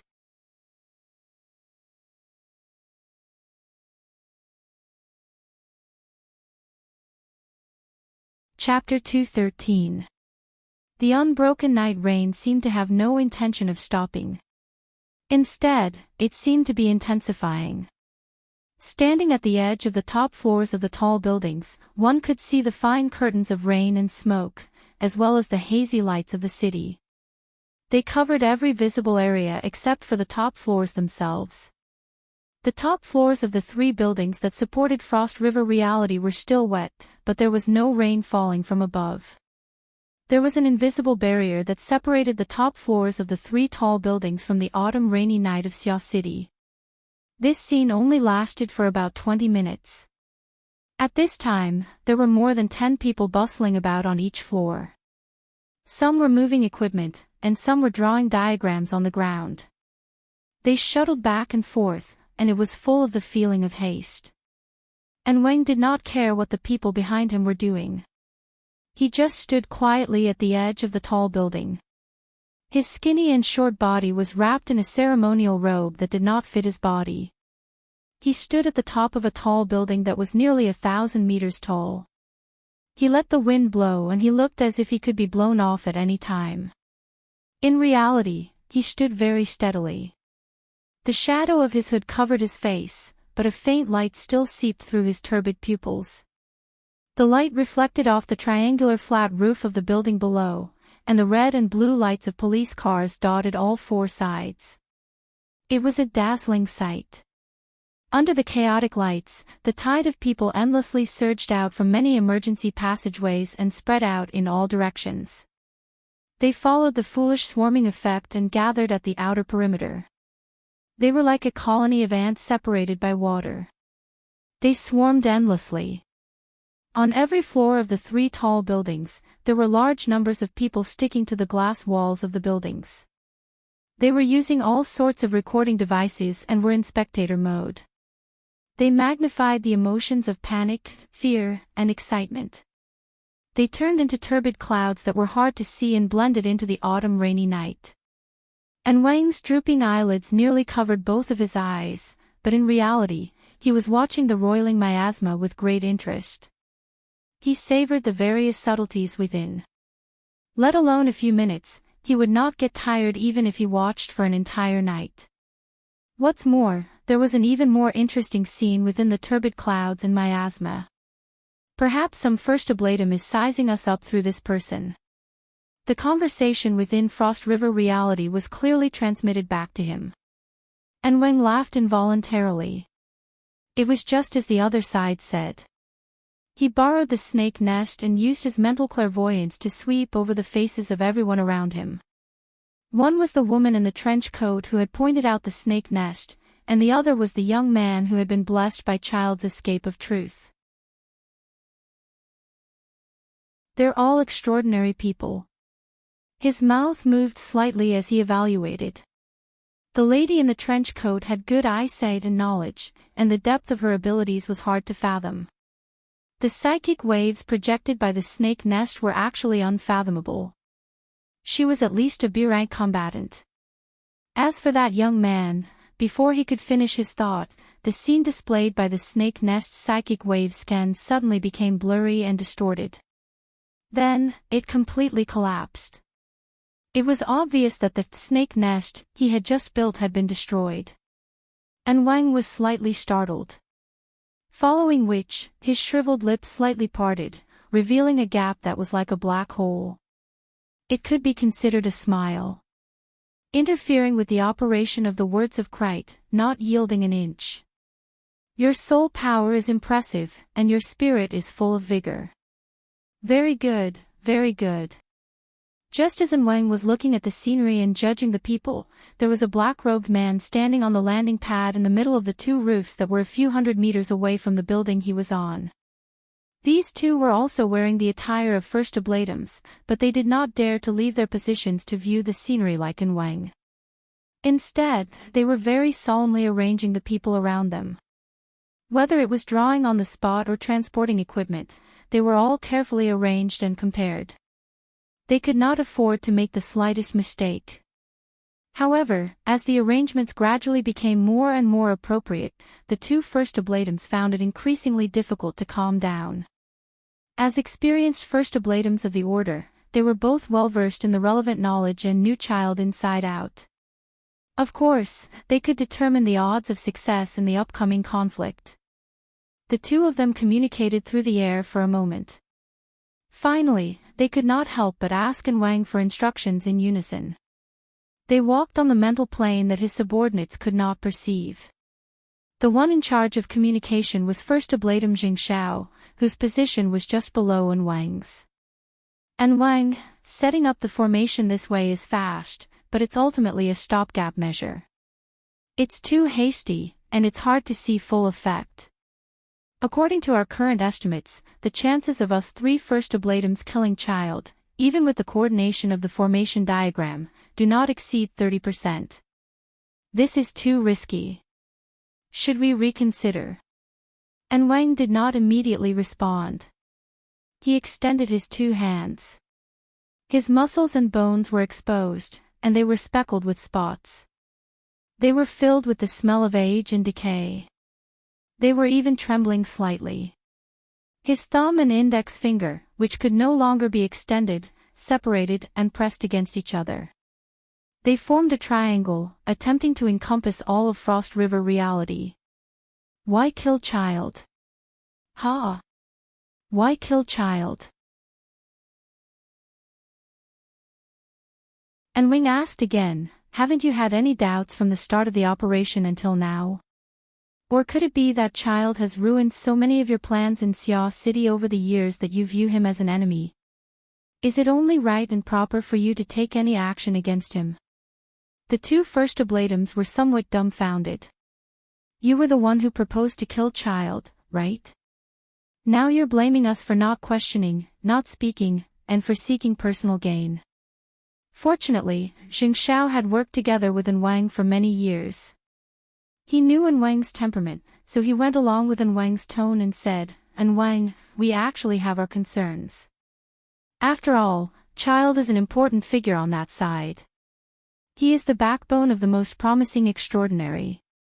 If things go wrong, the secular side and the truth side will completely shed all pretense of cordiality. This is something we do not wish to see. The two ends of the scale should maintain their distance. They should not interfere with each other and point fingers at each other. Wang adjusted the angle of his finger bit by bit, but he directly determined child's nature. Therefore, child is not of the truth side. He is just an extremist, a paranoid, and an executioner. There should not be a place for him in the order. Xing Xiao's heartstrings trembled. So you want to eliminate him? This way, according to Wang, dealing with child was not just a request from their side. Instead, it had to be done in a more complex and callous context. But if this is the case, we should have a better opportunity. We should have a more leisurely plan, Wang responded calmly. In terms of probability, any plan against a powerful person like child has no more than a 50% chance of success. Other than meticulous planning, there is more of luck involved. Today's luck is good.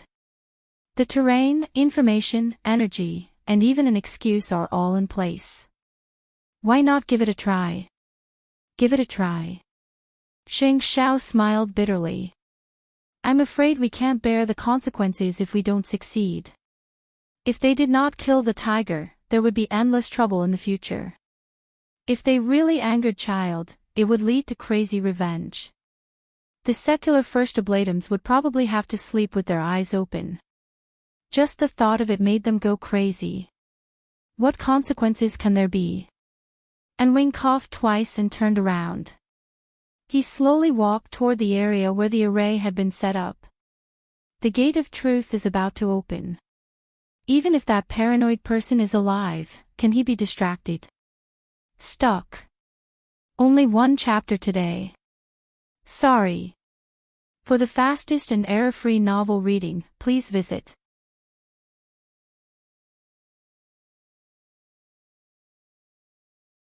Chapter 214. Xing Xiao was speechless for a moment. Only when Wang was in position and the array diagrams on the 3 floors began to adjust and operate did Xing Xiao come to his senses. Are you joking, Wang? Currently, there was news circulating within the order that the gate of truth was about to open. It was said that one could see the true form of the holy relic, the scales of truth, through this mystical gate. They could unlock the highest authority and obtain supreme wisdom. As the first oblatum in charge of local missionary matters, Xing Xiao knew very well that this was the product of some priests using the recent earthquake in Xia City as a guide to spread their religion. They borrowed a few words from the scriptures of the church and used them as inspiration. They fabricated this rumor, claiming that the location of the Gate of Truth was near Xia City. The earthquakes that had occurred for many days were the result of the holy relic constantly approaching the material world, causing interference. Every year, the priests of the secular side of the Order of Justice would come up with similar rumors to attract believers and expand the influence of the order. Xing Xiao had long since grown accustomed to this sight. It just so happened that the Order of Justice had seized the lead in analyzing and utilizing the human-faced arachnid. They had made considerable progress in their research and were about to launch a new product of faith. Xing Xiao wanted to ride on the momentum and did not place any restrictions on these rumors. How could Wang believe such a groundless rumor? How could he tie up Fairchild's hands and feet? The old man's brain is muddled. Another first oblatum, Qingli, sent a message through a private channel. Zheng Xiao did not go along with this. Although Enqingli's words were rude, he was Wang's grandnephew. He usually put on an honest and upright face and relied on insulting his own elders to get along with others. God knows what his own family members were saying behind his back. Plus, Zheng Xiao did not believe that there was a problem with Wang's brain at all. Wang was a secret-bound First Oblatum, but he was older than 99% of the Heartseer First Oblatums. It was just that he was too old when he received the revelation of the holy relic. His fleshly body could not bear it, limiting his accomplishments. Even so, the various priests, first seats, and even the Lord Archoblatum had to address him as Wang. Over time, they even forgot his real name. Wang had never disgraced this respectful title. Perhaps this old man, who was over 100 years old, had an unbearably decrepit body, but his understanding of the situation and his thoughts were clear and deep. He far surpassed these clear-sworn First Oblatums. At the very least, Zheng Xiao was ashamed of his inferiority. He could not help but think further. Was there some deeper meaning in Wang's words? Zheng Xiao recalled the relevant records. According to the Holy Bible of the Church, the opening of the Gate of Truth was the beginning of the change of the world. Last time, it was the aberrations that swept across the globe, completely changing the Earth's ecology and breaking the shackles of humanity's potential, bringing a revelation to the human world. The next opening of the Gate of Truth would undoubtedly change the direction of the human world once again. As for whether it would be prosperity or destruction, the canon did not specify. No matter what direction it took, how earth-shattering was this? If the news was true, then the upper echelons of the order would have exploded a long time ago. The first seat of the Sacred Hall of Justice, the various illuminating First Oblatums, the High Oblatums, and even the elusive Lord Archoblatum would have pushed aside all obstructions and gathered in Xia City. A storm had already surged in this place. How could the current situation be the same? Oh, wait. If it was the Gate of Truth, if Xia City was truly in turmoil, what benefits would the Order of Justice gain? As the saying goes, pull one hair and the whole body moves. If such a huge scene were to occur, would they just wait for the government, the military, the ability user society, or other financial powers to share the fruits of their labor? Zheng Xiao suddenly shivered as his thoughts reached this point. Although he was wearing a thick black robe, his entire body still trembled unconsciously. This was not fear, but the sudden excitement and pressure. Wang, are you saying that the Gate of Truth really exists? Is this true or false? Qingli forgot to push Zheng Xiao in front of him to block the arrow. He could not help but interject, why isn't there any news from the upper echelons? Even if there was news, it wouldn't be for people of your level to know.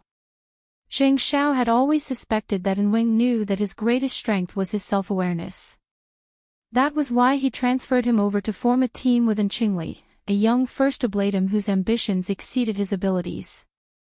However, even though Qingli had 1,000 faults, his brain was not stupid. He immediately fired off a barrage of questions. Wang, did the Lord Archoblatum have a sacred decree? If the Gate of Truth is truly about to open, do we have a grasp on the time and place? Could today's matter be just a reason? Yes, could it be just a reason? Zheng Xiao was a bit uncertain for a time. If it really was what they meant by repairing the plank road in the open but crossing the Tsang road in the dark, they could borrow the conflict and internal strife between them and Fairchild to allow the secular side and the truth side of the order to converge in Xia City in large numbers, forming an absolute advantage. Then what were their current arrangements?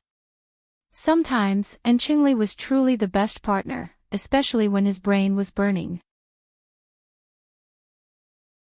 He seized the opportunity to voice out Zheng Xiao's doubts. If it really is like this, then we've all become the stage set. If Fairchild really is someone who can coordinate with us, then what credibility does this reason have?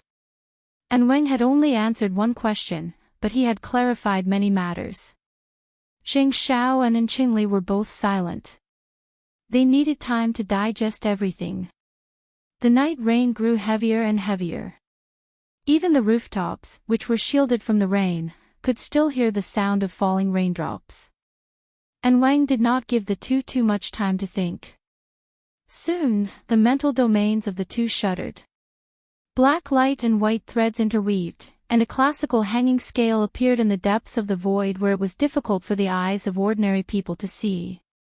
It announced its existence to the two. The black and white plates were placed on each side, and each had 3 chains of the same color hanging from them. The central frame was a strict contrast, and the base below was heavy and heavy. Aside from this, there were no other superfluous decorations. It was simple and plain. This was the projection of the scales of truth. It was the paramount sacred object of the order. No matter when, where, or what form it appeared, one needed to display a respectful attitude. The 2 first oblatums bowed at the same time and silently chanted the scriptures, temporarily washing away the distracting thoughts in their minds. At this moment, the scales of truth were not in a balanced state. The white plate was like a heavy weight. It sank to the bottom, causing the black plate on the other side to rise high. It gave people the feeling that it would topple over in the next moment. This unbalanced state was often the starting symbol of a powerful incantation of the order. Every method after that was to bring the unbalanced state back to a balanced state. They would obtain inconceivable and mysterious power in the process. However, the state of the scales of truth this time was somewhat strange. The white plate that sank was completely empty. At the very least, no heavy object could be seen. On the contrary, there was a small snake the thickness of a chopstick on the other side of the black plate. Its body was coiled around the plate, and its mouth was biting the snake's tail. Turbid clouds roiled around its body. This little snake biting its own tail was the materialization of the words of Christ. It symbolized the negative power of pain that they controlled within Frost River reality. It was also the only counterweight that needed to be constantly adjusted in the later stages of the game to achieve balance. However, from the looks of the unbalanced state, its weight seemed to be rather insufficient. It seems that the operation of the words of Christ is not smooth. Actually, Xing Xiao wanted to ask which sacrifice was placed on the truth side, the white plate. And Qingli said, the absorption of the Christ is constantly being disrupted. Could it be that the ability users inside are up to no good? And Wang declined to comment. Let's take a look.